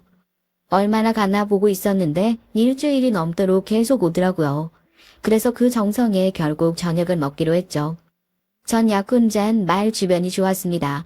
함께 식사를 하는 동안 너무 많이 웃어서 밥을 입으로 먹었는지 코로 먹었는지 모를 정도였어요. 시간이 얼마나 빠른지 전 약혼자와 밥을 먹고 나오니 많이 어둑해졌더라고요. 전 약혼자는 집까지 데려다 주겠다고 했지만 전 정중하게 거절하고는 감사했다고 말을 하고 헤어졌습니다. 그런데 전 약혼자가 제게 연락처를 알려줄 수 없겠냐고 하더라고요. 눈치채셨겠지만 제가 주희 씨한테 호감이 있어요. 그래서 이렇게 종종 저녁을 먹고 싶은데 주희 씨 생각은 어때요? 말씀은 고마운데 성민 씨 아직 학생이죠? 아닙니다. 대학 졸업했고 군대도 다녀왔어요. 지금은 시험 준비하고 있어요.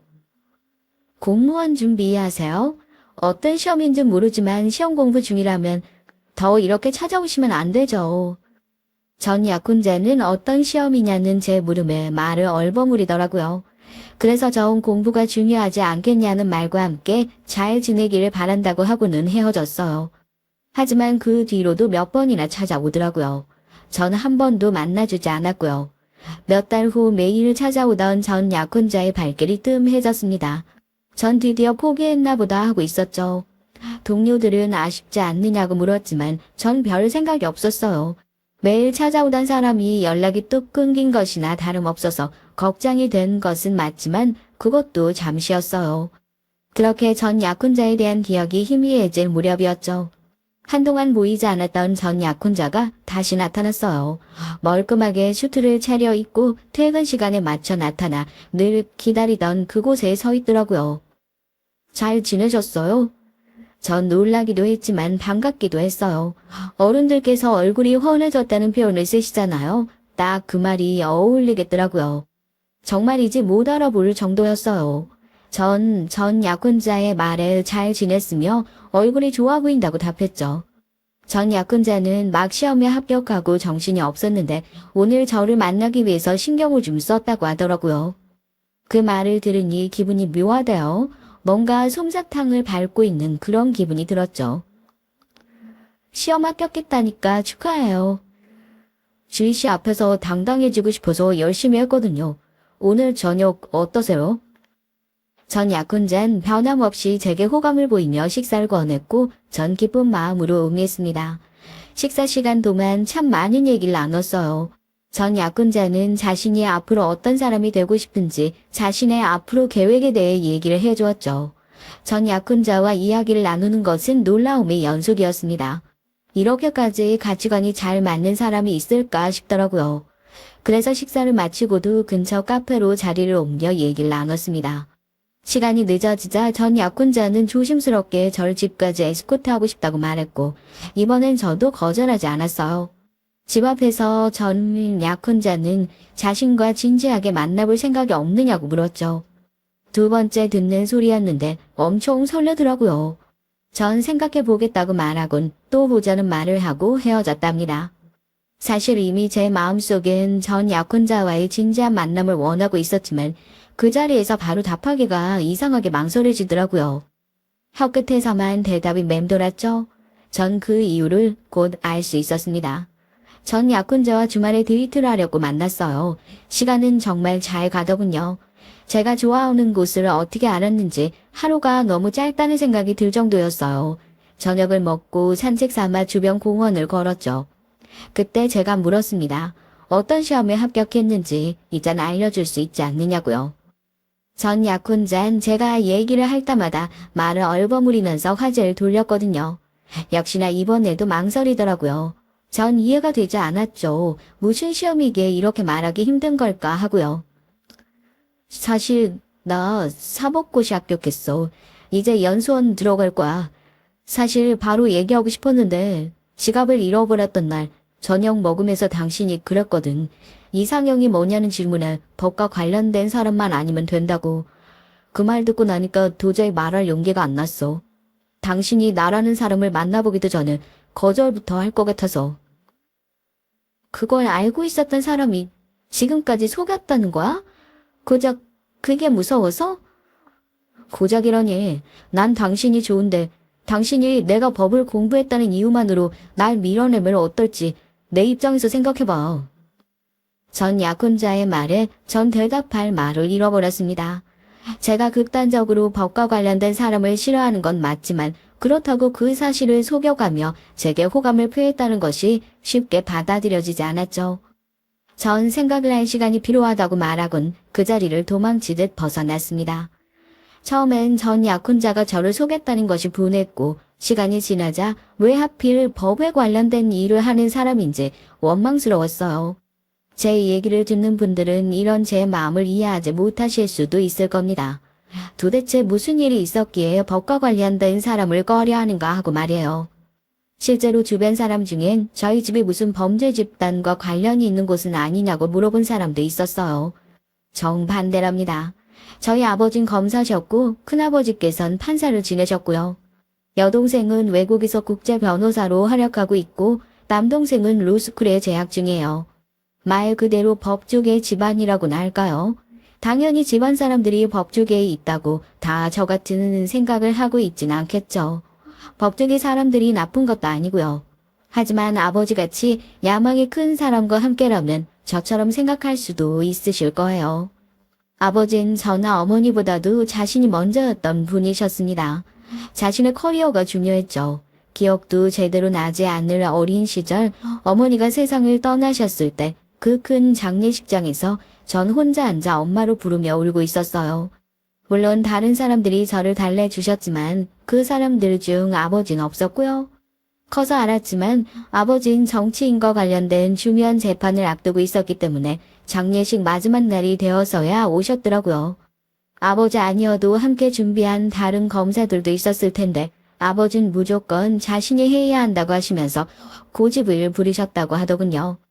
아내가 죽어가는데 얼굴도 보이지 않을 만큼 바빴던 것도 모자라서 마지막 떠나는 순간도 보지 않으셨던 아버지의 전 용서가 되지 않았습니다. 거기다 더 화가 났던 건 어머니가 돌아가신 지 1년도 되지 않아 지금의 새어머니와 결혼을 하셨던 거죠.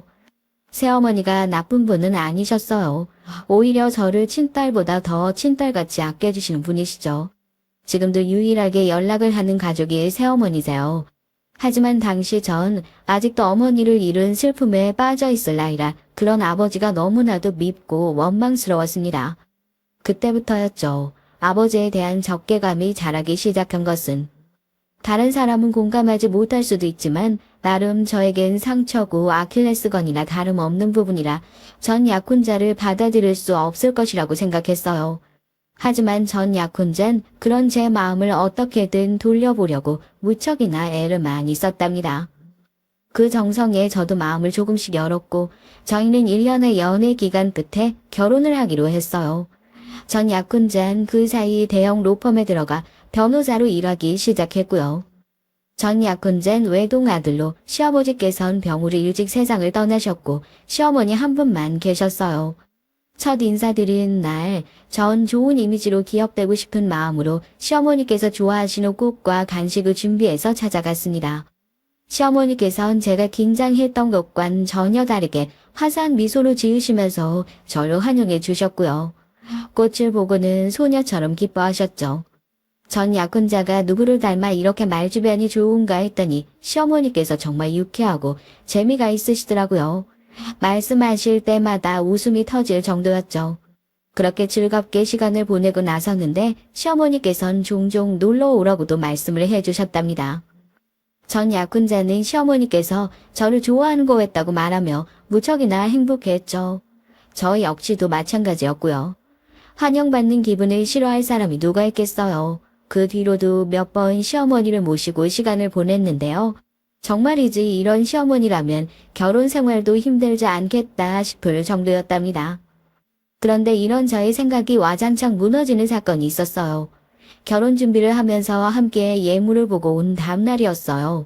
보석상에서 일하는 친구에게 부탁해서 예물을 맞췄던 전 충격적인 연락을 받았죠. 친구가 전화가 와서는 시어머니께서 예물을 모두 취소하셨다고 하더라고요. 전 무슨 일인가 싶어서 친구한테 물어봤지만 친구도 자세한 사정은 모른다고 했어요. 그저 전화가 와서는 예물 맞춘 것들 다 없던 일로 해달라는 말씀만 남기셨다고 하더라고요. 전 시어머니께 바로 전화를 드려 자초지종을 확인하고 싶었지만 연락이 닿지 않았습니다. 전 약혼자도 마찬가지였고요. 전 약혼자에게 예물을 취소하셨다는 소리가 무슨 일이냐고 문자를 남겼습니다. 한참을 초조한 마음으로 기다리고 있는데 전 약혼자에게서 연락이 왔더라고요. 그는 잔뜩 피곤해 지친 목소리로 결혼을 좀 미뤄야 할 것 같다고 말했죠. 전 그게 무슨 소리냐고 물었지만 전 약혼자는 쉽게 대답하지 못하더라고요. 제가 계속해서 물어보자 전 약혼자는 망설이며 얘기를 하더군요. 시어머니께서 보이스피싱을 당하셔서 예물비를 날리셨다고 말이죠. 그 때문에 허겁지겁 취소를 한 것이라고요. 전 금액을 떠나서 시어머니께서 많이 놀라고 상처받진 않으셨을까 걱정이 됐습니다. 전 약혼자는 금방 괜찮아질 거라고 했지만 전 걱정이 돼서 시어머니를 찾아뵀어요. 내가 네 얼굴 볼 낯이 없다. 아들이 변호사라는데 그런 것에 속고 진짜 내가 부끄러워서 고개를 못 들고 다녀. 어머니, 그게 왜 어머니 탓이에요? 그런 나쁜 짓을 하는 놈들이 문제지. 어머니께서 잘못하신 건 아무것도 없으니까 너무 자책하지 마세요. 시어머니를 위로하면서 괜찮다고 말씀드렸지만 시어머니께서는 충격이 꽤나 심하셨던 것 같아요. 며칠을 앓으시면서 자리에서 일어나지 못할 정도였으니까요. 전 그런 시어머니가 무척이나 신경이 쓰여서 퇴근하고는 예비실에게 들러 저녁을 차려드렸죠. 다행스럽게도 빨리 신고한 덕분에 범인을 잡았다고 하더군요. 돈을 돌려받지는 못했지만요.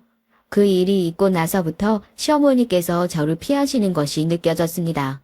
전 보이스피싱 사건이 그렇게 충격이었나 싶었죠. 그래서 시어머니께서 회복하실 시간을 좀 드리고 나면 좋아질 것이라고 믿었습니다. 하지만 실상은 그게 아니었더라고요. 나중에 알았지만 시어머니께서 보이스피싱을 당하셨다는 것 자체가 거짓말이었더라고요. 제가 진실을 알게 된 것은 예물 사건이 있은 지 한 달 정도 지났을 때였습니다. 그동안 전 약혼자는 결혼을 서두르고 싶어 했어요. 예물은 살면서 챙겨주겠다고 하면서 결혼을 미루지 말자고 하더군요. 저 역시도 결혼은 미루고 싶지 않았지만 시어머니께서 마음 편하신 것이 중요하지 않겠냐는 말로 전 약혼자를 설득하고 있을 때였습니다. 친구와 오랜만에 공연을 보고 나오는 길이었어요. 앞쪽에 낯익은 뒷모습이 걸어가고 있더라고요. 시어머니셨죠. 젊은 여성분과 다정하게 팔짱까지 끼고 가더라고요. 전 약혼자는 외동이었기에 순간 누군가 싶어서 서둘러 따라가 시어머니를 불렀습니다. 시어머니께서는 절 보시고는 화들짝 놀라는 표정을 짓고는 허둥거리며 여기는 무슨 일이냐고 했어요. 친구랑 오랜만에 공연 보러 왔어요. 어머니는 무슨 일이세요? 공연 보러 오셨어요? 어머니? 어머니라니, 이 사람 누구예요? 아휴, 내가 나중에 설명해 줄게요. 우선은 그냥 가요. 너도 다음에 보자. 시어머니께서는 당황하시며 그 여자에게 가라고 재촉을 하시곤 제게 차갑게 전화하겠다는 말씀만 남기고 가버리셨습니다. 전 이게 무슨 일인가 이해가 되지 않았죠. 저 여자는 누구며 왜 시어머니께서 당황하신 것인지, 그리고 그 여자는 제가 어머니라고 부르는 것에 왜 놀라는지 어느 것 하나 궁금하지 않은 것이 없었습니다. 다음날 시어머니께서는 전 약혼자 몰래 따로 좀 만났으면 좋겠다고 하셨죠. 전 퇴근하고 집으로 가겠다고 했지만 시어머니께서는 시간 맞춰서 자신이 동사무소 주변으로 오겠다고 하셨습니다. 전 약혼자에게 재판 준비로 저녁에 볼 수 없다는 연락을 받은 상황이라 전 그렇게 하겠다고 했죠.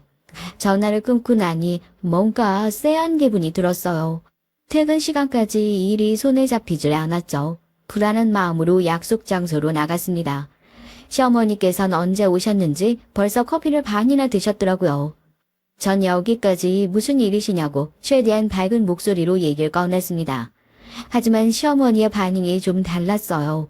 어떻게든 분위기를 띄워보고 싶었는데 시어머니의 반응을 보니 저도 힘이 빠지더라고요. 시어머니께서는 커피를 한 모금 마시더니 청천벽력 같은 얘기를 꺼내셨습니다. 그냥 우리 아이랑 헤어지는 것이 어떻겠니? 네? 갑자기 그게 무슨 말씀이세요? 헤어지라뇨? 내가 아무리 생각을 해봤지만 아무래도 너랑 우리 아들이랑 안 맞는 것 같아서 뭐 하나 딱딱 들어맞는 것이 하나도 없잖아. 아직 상견례도 안 했으니 그냥 결혼 접었으면 좋겠다. 물론 상견례는 절 사정으로 뒤로 미룬 것이 사실이었습니다. 아직 아버지와 제 사이가 원만하지 않다는 것이 문제였죠. 전 약혼자에겐 이런 상황에 대해 다 설명을 했어요. 100%까지는 아니지만 그래도 아버지와 제 사이가 나쁘고 동생들이 해외에 나가 있다는 정도는 고백을 했거든요. 새어머니와도 만났고요. 전 약혼자는 아버지께는 천천히 인사드리면 된다고 하면서 그런 저를 이해해 줬고요. 그런데 시어머니께서 갑자기 결혼을 없던 곳으로 하자니 그동안 상견례를 미룬 제 탓 같아 입안이 씁쓸하더라고요. 어머니 상견례 때문이면 제가 설명을... 아니, 설명 들을 필요 없어. 오히려 잘된 일이지. 사실 상견례까지 했었으면 결혼 없기 더 어려웠을 거 아니냐. 다행스럽게도 서로 얼굴 본 사이도 아니니까 이쯤에서 정리하면 좋겠네. 어머니, 왜 갑자기 이렇게 결혼을 반대하시는 이유라도 알려주세요. 그 이도 알고 있어요? 너만 떨어져 나가면 내 아들은 내가 알아서 할 테니까 신경 끄고 이유를 물었으니까 말은 해줘야지. 솔직히 네가 뭐 볼 게 있니? 우리 아들한테 뭘 해줄 수 있겠어? 고작 말단 공무원인 주제에. 시어머니는 저를 비꼬듯이 위아래로 훑어보시곤 제가 아들의 앞길에 방해가 되면 방해가 되지 도움이 되지 않을 것이라고 딱 꼬집어 말씀하셨습니다. 막말로 돈이 많아서 로펌을 세울 수 있기를 하나, 그렇다고 연줄이 있어서 출세가도를 달릴 수 있게 앞길을 닦아줄 수 있기를 하나, 쓸모라고는 눈을 씻고 찾아봐도 없지 않니? 우리 아들 얼마나 잘 나가는 변호사인지는 본인이 더 잘 알잖아. 안 그래? 시어머니의 말씀처럼 전 약혼자는 지금 다니고 있는 로펌에서도 촉망받는 기대주로 사건도 꽤나 굵직한 것들로 맡아가지고 있더라고요. 전 약혼자는 자신이 노력한 만큼 보상을 받는 기분이 들어서 너무 좋다고 자랑처럼 제게 얘기를 한 적이 있었거든요. 저도 아직 사실을 시어머니께서 모르실 리 없으니 시어머니께서 저렇게 얘기하시는 것도 이해는 됐습니다. 그게 그 사람 뜻이라면 충분히 결혼 없던 일로 할 수 있는데요. 어머님이 원하시는 일이라면 전 못 들어드리겠어요. 그 사람이랑 충분히 얘기를 해보겠습니다. 내가 지금 헤어지라고 하는데 뭐 어디다가 말대꾸야. 결혼은 그이랑 제가 하는 거잖아요. 어머니, 그이가 저랑 결혼하기 싫다고 하면 저도 깔끔하게 헤어지겠다고요. 그런데 어머니께서 찾아오셔서 헤어지라고 하시는 거라면 전 따를 수 없네요. 시어머니께서는 저더러 꽃뱀이라고 부르시며 남편 하나 잘 만나서 팔자를 펴고 싶어 하는 인간일 줄 처음부터 알았다고 손가락질을 하시더라고요. 화가 머리끝까지 났지만 전 최대한 침착하게 일어나 시어머니께 정중하게 인사를 드리고 나왔습니다. 집으로 돌아가는 길에 전 눈물이 차오르는 것을 참고는 자취방으로 돌아왔죠. 집에 들어서자마자 참았던 눈물이 터졌습니다. 이런 대접을 받으면서 결혼할 이유가 없다는 생각이 들었고 바로 전 약혼자에게 파혼을 통보했죠. 시어머니 앞에선 전 약혼자와 얘기를 해보겠다고 했지만 전 그럴 생각이 조금도 없었거든요. 전 약혼자는 무슨 소리냐고 바로 집으로 찾아왔습니다. 전 시어머니와 있었던 일을 얘기하고는 어른이 반대하는 결혼하고 싶지 않다고 분명하게 말했어요. 전 약혼자는 시어머니가 오해하신 것이라고 말하더니 저와 헤어지는 일은 절대 없을 것이라고 했죠. 전 이미 마음 정리 끝났다고 했지만 전 약혼자는 시어머니를 설득하겠다고 말하곤 몇 번이나 헤어질 수 없단 소리를 반복하고는 쫓겨났습니다. 전 약혼자의 든든한 모습에 마음이 흔들린 것도 사실이었어요. 저 아니면 안 된다고 말하는 전 약혼자를 믿고 싶은 마음도 컸죠. 하지만 시어머니는 만만한 상대가 아니었습니다. 다음 날은 쉬는 날이라 모처럼 집에서 쉬고 있었는데 시어머니께서 전화가 오더군요. 받을까 말까 고민하는 사이에 부재중으로 넘어봤죠. 그런데 무슨 일인지 또 전화를 하시더라고요. 전 세 번째 부재중이 찍히고 나서야 시어머니의 전화를 받았습니다. 시어머니는 전화를 받자마자 자신의 전화를 왜 피하느냐고 소리를 지르셨어요. 전 더 이상 하실 말씀이 남으셨냐고 물었지만 시어머니께선 노발대발 화를 내시느라 알 수 없는 말들만 잔뜩 하시더라고요. 전 소리만 지르실 거면 전화를 끊겠다고 말했고 그제야 시어머니께선 화를 가라앉히시고 말씀을 시작하셨습니다. 헤어지라고 했다고 그걸 바로 이르기를 저한테 그렇게 말씀하실 때 이런 일이 일어날 것을 예상도 못하셨어요? 저 혼자 헤어진다고 하면 헤어지는 것이 되나요? 아니잖아요. 무슨 말도 안 되는 트집이세요? 내가 이런 얘기까지는 안 하려고 했는데 너 말고도 우리 아들 탐내는 사람이 얼마나 많은지 아냐? 너 같은 것들은 비교도 되지 않을 그런 사람들이 줄을 섰어. 그러니까 저한테 이러지 마시고 아드님이랑 얘기하시라고요. 전 헤어지겠다고 했는데 죽어도 안 된다고 하는 사람은 그이거든요. 시어머니께선 제 말에 충격을 받은 사람처럼 거짓말하지 말라고 하시면서 전 약혼자가 그럴 리 없다고 하더군요. 전 어제도 분명 헤어지겠다고 말했지만 절대 그런 일은 없다고 하고는 갔다고 말씀드리면서 지금 이렇게 저한테 전화를 걸어 화내시는 것도 전 약혼자가 시어머니께서 헤어지지 않겠다고 말했기 때문이 아니냐고 물었죠. 시어머니께선 잠시 말이 없으셨습니다. 하긴 전곡을 찔린 것이나 다름없을 텐데 무슨 할 말이 있겠어요. 하지만 잠시 숨을 돌린 시어머니께선 놀라운 얘기를 하셨습니다. 예물 취소한 날 내가 진짜 보이스피싱에 걸렸다고 생각하니?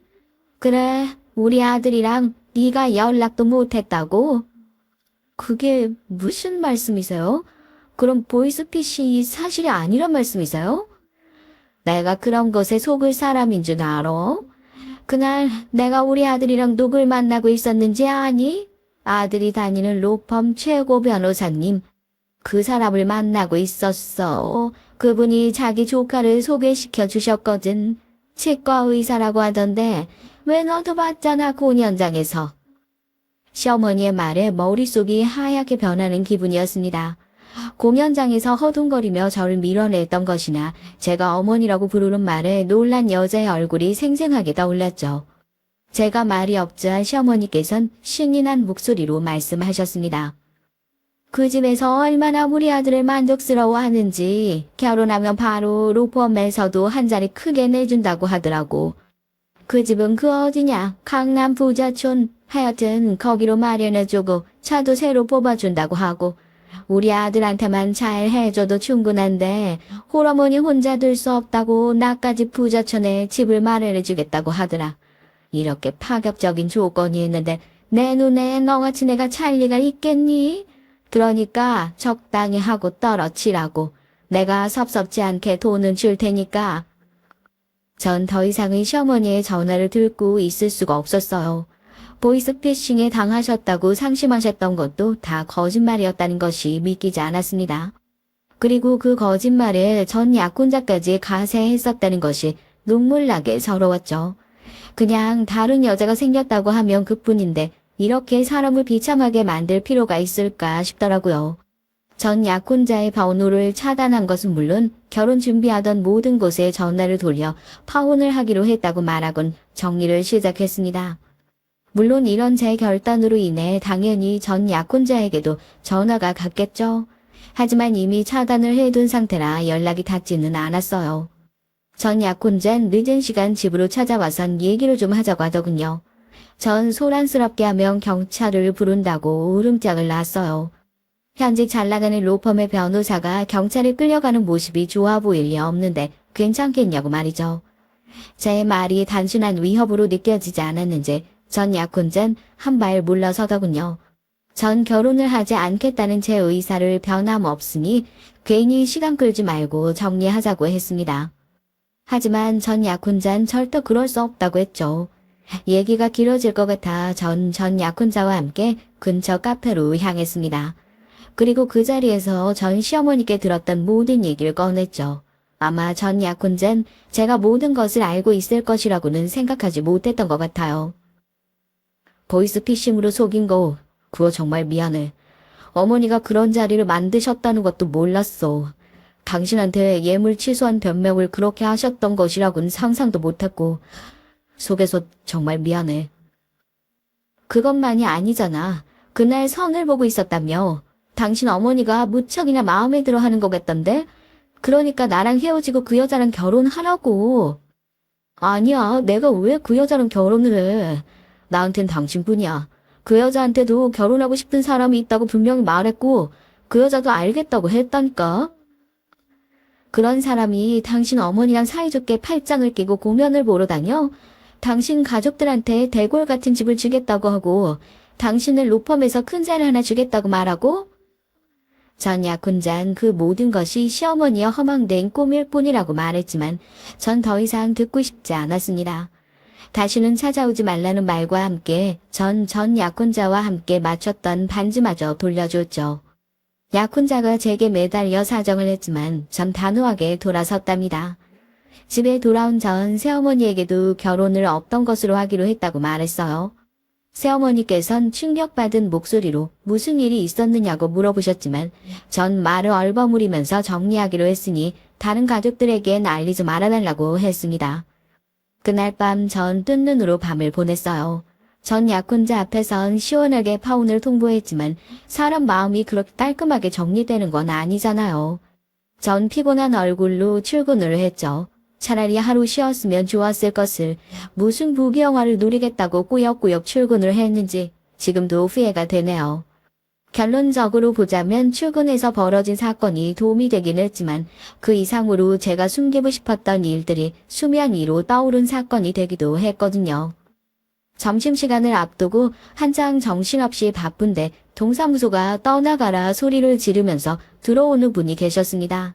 또 진상인가 싶었는데 시어머니더라고요. 시어머니는 제 이름을 부르면서 당장 나오라고 소리를 지르셨죠. 함께 일하던 동료들이 이게 무슨 일이냐고 저를 보더군요. 걱정스러움과 호기심으로 가득한 눈빛을 받으며 전 마지못해 자리에서 일어났습니다. 시어머니께선 절 보자마자 잘 만났다고 하시면서 꽃뱀이 자기 아들 망치려고 용을 쓴다고 하시며 당장 아들과 헤어지라고 했어요. 전 얼굴이 화끈거릴 정도로 열이 올랐습니다. 동사무소에 오신 주민들의 술렁거리는 소리가 들렸죠. 전 다급히 조용히 하시라고 말하면서 시어머니를 밖으로 모시려고 했어요. 하지만 시어머니께선 그럴 생각이 전혀 없어 보이셨습니다. 내가 틀린 말 했어? 고작 동사무소에서 근무하는 주제에 감히 우리 아들을 넘봐? 너같이 골빈년 때문에 다른 사람들까지 욕을 먹는 거야. 알어? 남자 하나 잘 만나면 팔 잡히겠구나 싶지? 내가 너 같은 족속들 모를 것 같아? 말 조심하세요. 전 그 사람이랑 헤어졌으니까 더 이상은 저랑 아무 관계없는 사람이에요. 아무 관계가 없어. 그런데 우리 아들이 그 치과 의사한테 결혼할 사람이 있다고 말을 해. 내가 방금 무슨 전화를 받고 왔는지 알아? 제가 그걸 왜 알아야 하는데요? 분명히 말씀드렸어요. 전 헤어졌고 그 사람하고는 아무런 관계가 없다고. 저한테 와서 이러지 마시고 그 여자 찾아가서 매달리기라도 하시던가요. 제 말에 더 화가 나신 시어머니께선 막아서는 사람들의 팔을 부리치고는 동사무소 내에 배치되어 있는 종이며 안경이며 손에 잡히는 대로 던지기 시작하셨습니다. 동사무소 직원들은 그런 시어머니를 재빠르게 붙들곤 안쪽 응대실로 모시고 갔죠. 동사무소에 있던 주민들은 이게 무슨 일인가 힐끔거리며 시어머니께서 들어간 곳을 보셨지만 그것도 잠시 동사무소가 정리되자 하나둘 자리를 뜨셨어요. 전 시어머니를 따라 응대실로 들어갔죠. 시어머니는 그런 저를 보자마자 손가락질을 하며 소리를 지르셨습니다.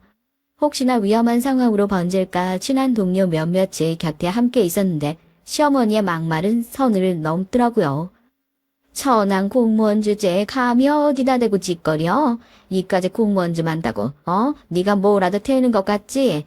이런 일 하면서 고개 빳빳하게 들고 다니는 너희 집 꼬락서니도 알만하다, 알만해. 할머니, 자꾸 이렇게 행패 부리시면 경찰 부릅니다. 여기가 어디라고 와서 마음대로 하세요. 꼴의 동료라고 챙겨는 주나 본데 당신들도 똑같지. 전 동료들에게까지 막말을 하는 시어머니를 질린 눈으로 바라보며 바로 전 약혼자에게 전화를 걸어 시어머니를 데리고 가라고 말했습니다. 시어머니는 보라며 자기가 눈앞에 있는데 자신의 아들에게 전화를 걸고 있다고 말하며 이러고도 헤어졌다고 할 수 있느냐고 하더군요. 저한테 이렇게 하셔도 소용없으니까 제발 밖에 나가서 아드님이랑 얘기하세요. 전 진짜 헤어졌으니까요. 하여튼 거짓말밖에 할 줄 모르는 것들. 공무원들이 다 그렇지. 지랄 맞은 것들을. 진짜 내가 보다 어이가 없어서. 이봐요 할머니. 천한 공무원? 공무원 되고 싶어서 1년에 몇 명이 지원하는지 알아요? 공무원은 뭐 아무나 되는 건 줄 아나.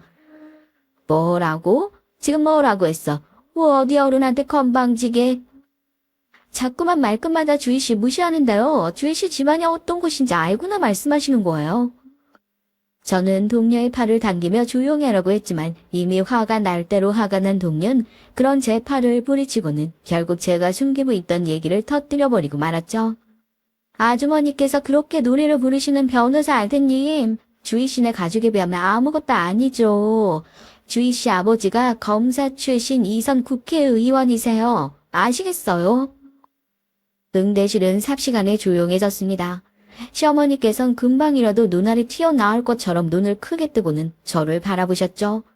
그 자리에 있던 사람들은 대부분 다 알고 있었지만 일부는 놀란 눈으로 저를 바라보더군요. 앞에 말씀드렸던 아버지는 원체 야망이 크신 분이셨어요. 그래서 검사 일을 하시다 정치판으로 눈을 돌리셨고 2선 국회의원으로 국회에서 활동을 하셨더랬죠. 그러다 무슨 일인지 갑자기 국회의원을 그만두시곤 시골로 내려가셔서 유유자적 살고 계셨답니다. 하지만 아무 힘 없는 아버지임에도 주변에선 절 굉장히 조심스럽게 대하는 편이었어요. 말로만 그만두셨다곤 하지만 아직도 아버지의 영향력이 꽤나 남아있는 모양이더라고요. 국회의원을 지냈다고? 그것도 2선? 아니, 그게 정말이냐?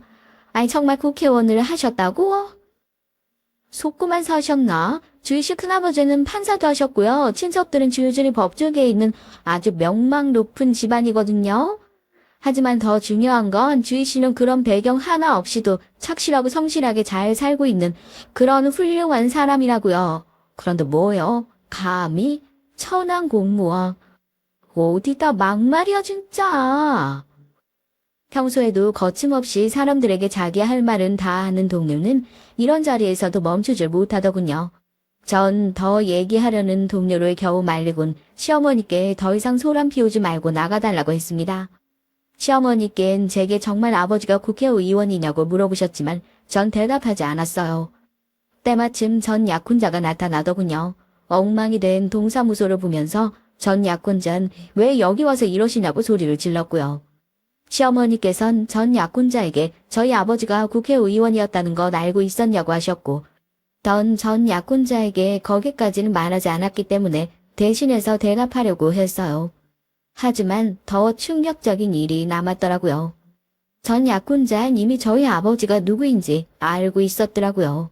전 언제부터 알고 있었느냐고 놀라서 물었지만 전 약혼자는 신경질적으로 넥타이를 풀고는 시어머니께 화를 내고 있었죠. 여기까지 어떻게 왔는데 이걸 다 망치세요. 제가 적당히 하고 그냥 넘어가려고 했잖아요. 주희랑 결혼하는 것이 더 이득이니까 길게 보고 좀 가만히 있으라고 했는데 왜 말귀를 못 알아들으세요? 아니 나는 아무리 생각해도 이대로 결혼하는 건 너한텐. 그러니까 그걸 왜 어머니가 판단하시냐고요. 제가 말씀드렸잖아요. 충분히 저울질했다고. 제가 그깟 사랑 때문에 주희랑 결혼한다고 생각하세요? 주판 다 때려보고 결정했는데 이렇게 망치심을 어떻게 하냐고요. 전 약혼자의 충격 고백에 정신을 차릴 수가 없었습니다. 그러니까 전 약혼자는 제가 누군지, 저희 아버지가 어떤 사람이고, 저희 집안이 어떤 곳인지 다 알고 제게 접근을 했던 것이었죠. 너무 놀란 제가 휘청거리자 방금까지 같이 소리를 높여주었던 동료가 부축하며 이게 무슨 소리냐고 물었습니다. 저 역시도 모든 상황을 다 이해한 것이 아니라 고개만 저었어요. 전 떨리는 목소리로 전 약혼자에게 물었습니다. 정말 다 알고 있었느냐고 말이죠. 전 약혼자도 이제는 다 끝났다 싶었는지 짜증 섞인 말투로 대답을 하더군요. 당연하지. 그럼 그것도 모르고 접근했겠어? 처음이야 당연히 몰랐지. 그냥 내 스타일이다 싶어서 40 패스하기 전에 가볍게 놀아볼까 싶었고. 그런데 알고 봤더니 당신 엄청난 사람이더라고. 그래서 시험 합격하고 나서 무조건 당신이랑 결혼하려고 공을 좀 들였지. 당신이랑 결혼만 하면 국회의원 장인어른은 물론이고 든든한 뒷배가 생기는 거잖아. 물론 갑자기 국회의원을 그만두실 것까진 생각하지 못했는데 그래도 그 정치 배경이 어디 가겠어? 그러니까 그걸 노리고 나하고 결혼하려고 했던 거야? 그래서 당신 어머니가 헤어지라고 길길이 날뛰었을 때도 설득하겠다고 했던 거고?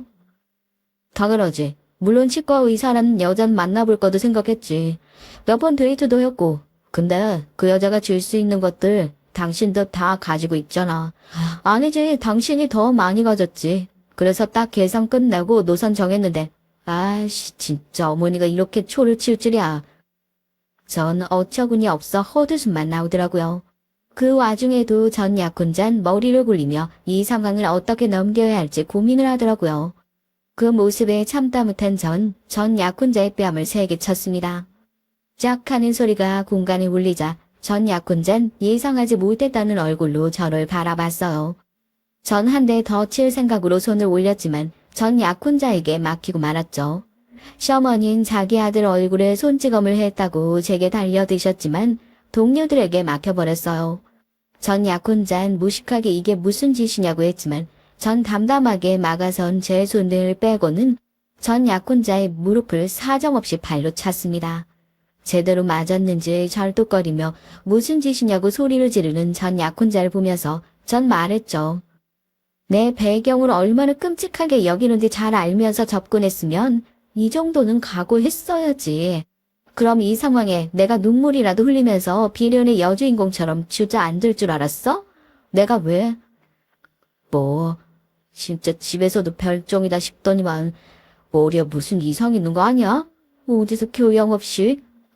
교양? 그럼 넌 교양이 차고 넘쳐서 이런 일을 저질렀어? 내 배경이 그렇게 탔났다고? 그래서 결혼하려고 했다고? 좋아. 그럼 앞으로 내가 너한테 어떻게 하는지 잘 봐. 그렇게 너 같은 새끼가 탐냈던 배경으로, 심으로 내가 널 어떻게 할지 똑바로 보라고. 아마 전 약혼자는 제가 복수를 할 것이라고는 조금도 생각하지 못한 얼굴이었어요. 자신의 예상과 다르게 흘러가는 전개에 많이 놀란 얼굴이었죠. 동료들은 그런 시어머니와 전 약혼자를 밖으로 내보냈습니다. 동료는 괜찮냐고 물었지만 당연히 괜찮지 않았죠. 전 바로 새어머니께 전화를 드렸고 집으로 가겠다는 말을 했습니다. 제가 충격받은 것을 걱정하셨는지 위에서는 저더러 퇴근하라고 하시더군요. 버티고 앉아있기엔 너무나도 큰 소란 일이 있었기에 전 바로 인사를 드리고 집으로 향했습니다. 시골집 앞에 선 전 선뜻 들어가기가 망설여졌어요. 시골로 이사간 뒤로 한 번도 찾아온 적이 없었거든요. 제게 있어서 집이란 제가 살고 있는 자취방이 전부라고 생각했고요. 전 몇 번이나 망설이다가 배를 눌렀어요. 문이 열리고 안으로 들어서자 정원에 나와 계시던 아버지와 눈이 마주쳤습니다. 시골로 오시면서 반려견을 키우고 계신다고 하더니 견종을 알 수 없는 묘하게 생긴 아이들이 4마리나 있더라고요. 저를 본 아이들은 엄청 반갑게 꼬리를 치고는 제게 몰려들어 냄새를 맡기 시작했죠. 아버지께서는 위험한 아이들 아니니 잠깐 그렇게 서 있다가 들어가자고 하시곤 말없이 제 손에 들고 있던 가방을 옮겨 드셨습니다. 눈물 한 방울 나지 않았는데 그런 아버지의 뒷모습을 보니 저도 모르게 눈물이 터져버렸죠. 전 그 자리에서 주저앉아 엉엉 어린아이처럼 울기 시작했습니다. 앞서 가시던 아버지는 그런 제 모습에 놀란 듯 가만히 서 계시더니 제 앞으로 오셔선 같이 주저앉아 제 머리를 쓰다듬어 주기만 하셨어요. 그렇게 한바탕 눈물을 흘리고 들어온 전 그동안 있었던 일들을 사실대로 말씀드렸습니다. 아버지께서는 화를 내지도 욕을 하지도 않으셨어요. 그저 그동안 힘들었겠구나 딱 한마디 하실 뿐이었죠. 하지만 새어머니께선 어떻게 그런 인간들이 있을 수 있냐고 하시면서 절대 그냥 넘어가면 안 된다고 소리를 높이셨죠. 아버지께선 저에게 어떻게 하고 싶으냐고 물어보셨습니다. 어떻게 하긴 뭘 어떻게 해요. 이것들을 가만히 안 둬야지. 감히 내 딸 눈에서 눈물이 나게 해? 그렇게 안 봤는데 정말 몹쓸 사람들이네. 참나, 여보는 가만히 계실 거예요? 당신 배경을 노리고 우리 딸을 이용하려고 했다는데? 진정 좀 해요. 어떻게 하고 싶은지 주희한테 묻고 있잖아요. 주희가 원하는 대로 해줍시다. 그런 녀석 앞길 막는 것쯤은 아무것도 아니니. 아버지는 담담하게 말씀하셨지만 그 내용은 결코 가볍지 않았어요.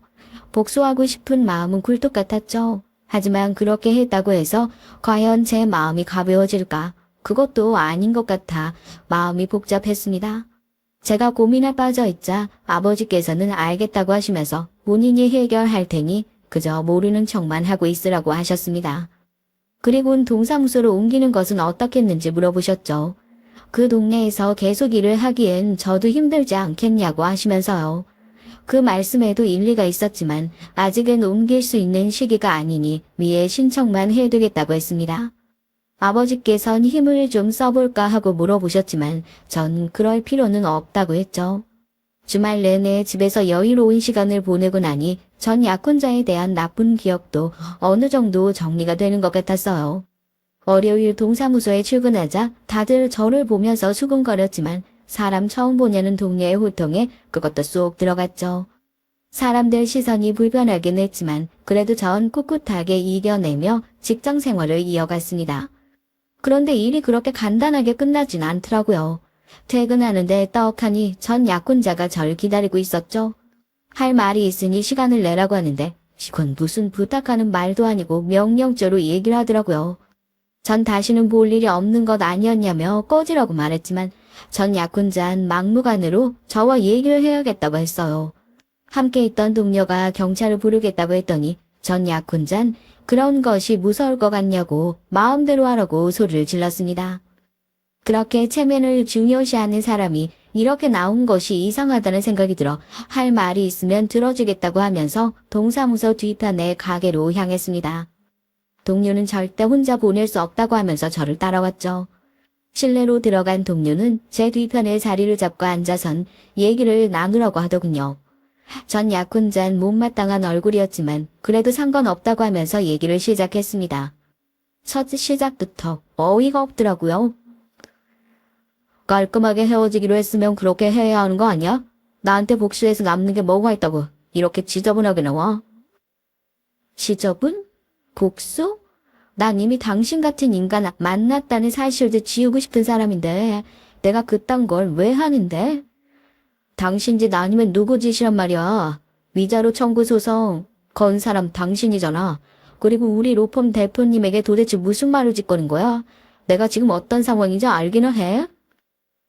전 약혼자의 말에 의하면 로펌으로 소장에 온 것은 물론 로펌 대표가 전 남편을 지방으로 가 있으라고 했다고 하더군요. 그게 싫다면 깔끔하게 로펌을 그만두는 것도 좋다고까지 하셨다고 했죠. 그 얘기를 듣는데 아버지께서 모르는 척만 하고 있으라고 하셨던 것이 떠올랐습니다. 전 그런 일은 모른다고 얘기하면서 아무래도 아버지나 새어머니께서 하신 것 같다고 했죠. 전 약혼자는 우리가 좋았던 때를 생각해서라도 없던 일로 묻고 가자고 하더라고요. 좋았던 때라 그런 적이 있긴 했죠. 얼마간은. 하지만 그런 기억마저 제게서 빼앗아간 인간이 할 말은 아니란 생각이 들어 이번 일에 관해서 아는 것이 없으며 설사 안다 해도 부모님들 의지다 보니 제가 할 수 있는 일은 없다고 했습니다. 뻣뻣하게 요구하던 전 약혼자는 제가 조금 더 흔들리지 않자 점점 애원하는 소리를 내기 시작했어요. 전 비겁하기까지 한 전 약혼자의 모습을 보며 그 어떤 것도 들어줄 수 없다고 말했습니다. 너 어제 좋았잖아. 변호사 남자친구 소개하면서 어깨에 힘주고 다녔잖아. 내가? 고작 변호사밖에 안 되는 사람을 데리고? 지 말대로 우리 집이 어떤 집인데 초짜 변호사를 자랑거리로 삼겠어. 안 그래? 저희 시어머니가 말씀하셨던 말투를 흉내내며 전 약혼자에게 말했습니다. 전 약혼자의 얼굴이 벌겋게 달아올랐고 제 뒤에 앉아있던 동료가 키득거리며 웃더군요. 전 벌떡 자리에서 일어나며 앞으로 연락을 한다거나 또 찾아오면 위자료 청구 소장 말고도 다른 것을 더 받게 될 것이라고 경고하고는 카페를 빠져나왔어요. 속이 다 시원하더군요. 내심 저도 복수라는 걸 하고 싶었던 것 같더라고요. 동료는 잘했다고 저를 격려해주면서 또 찾아오거든 꼭 자신을 불러달라고 든든하게 말해주었죠. 아줌마가 얼마나 무서운지 보여주겠다는 동료의 말에 저도 시원하게 웃었답니다. 저의 경고가 통한 것인지 아니면 다른 일이 있었는지 모르겠지만 전 약혼자는 두 번 다시 제 앞에 나타나지 않았어요. 무슨 이별이 이렇게 요란한지 모르겠네요. 그래도 지금의 제 상황은 똥차가 가고 럭셔리 카가 떡하니 찾아온 상황이라 이젠 전 약혼자의 얘기를 하는 것이 한결 마음 편해졌어요. 길고 긴 얘기 들어주셔서 감사합니다. 앞으로 결혼해서 행복하게 잘 살게요.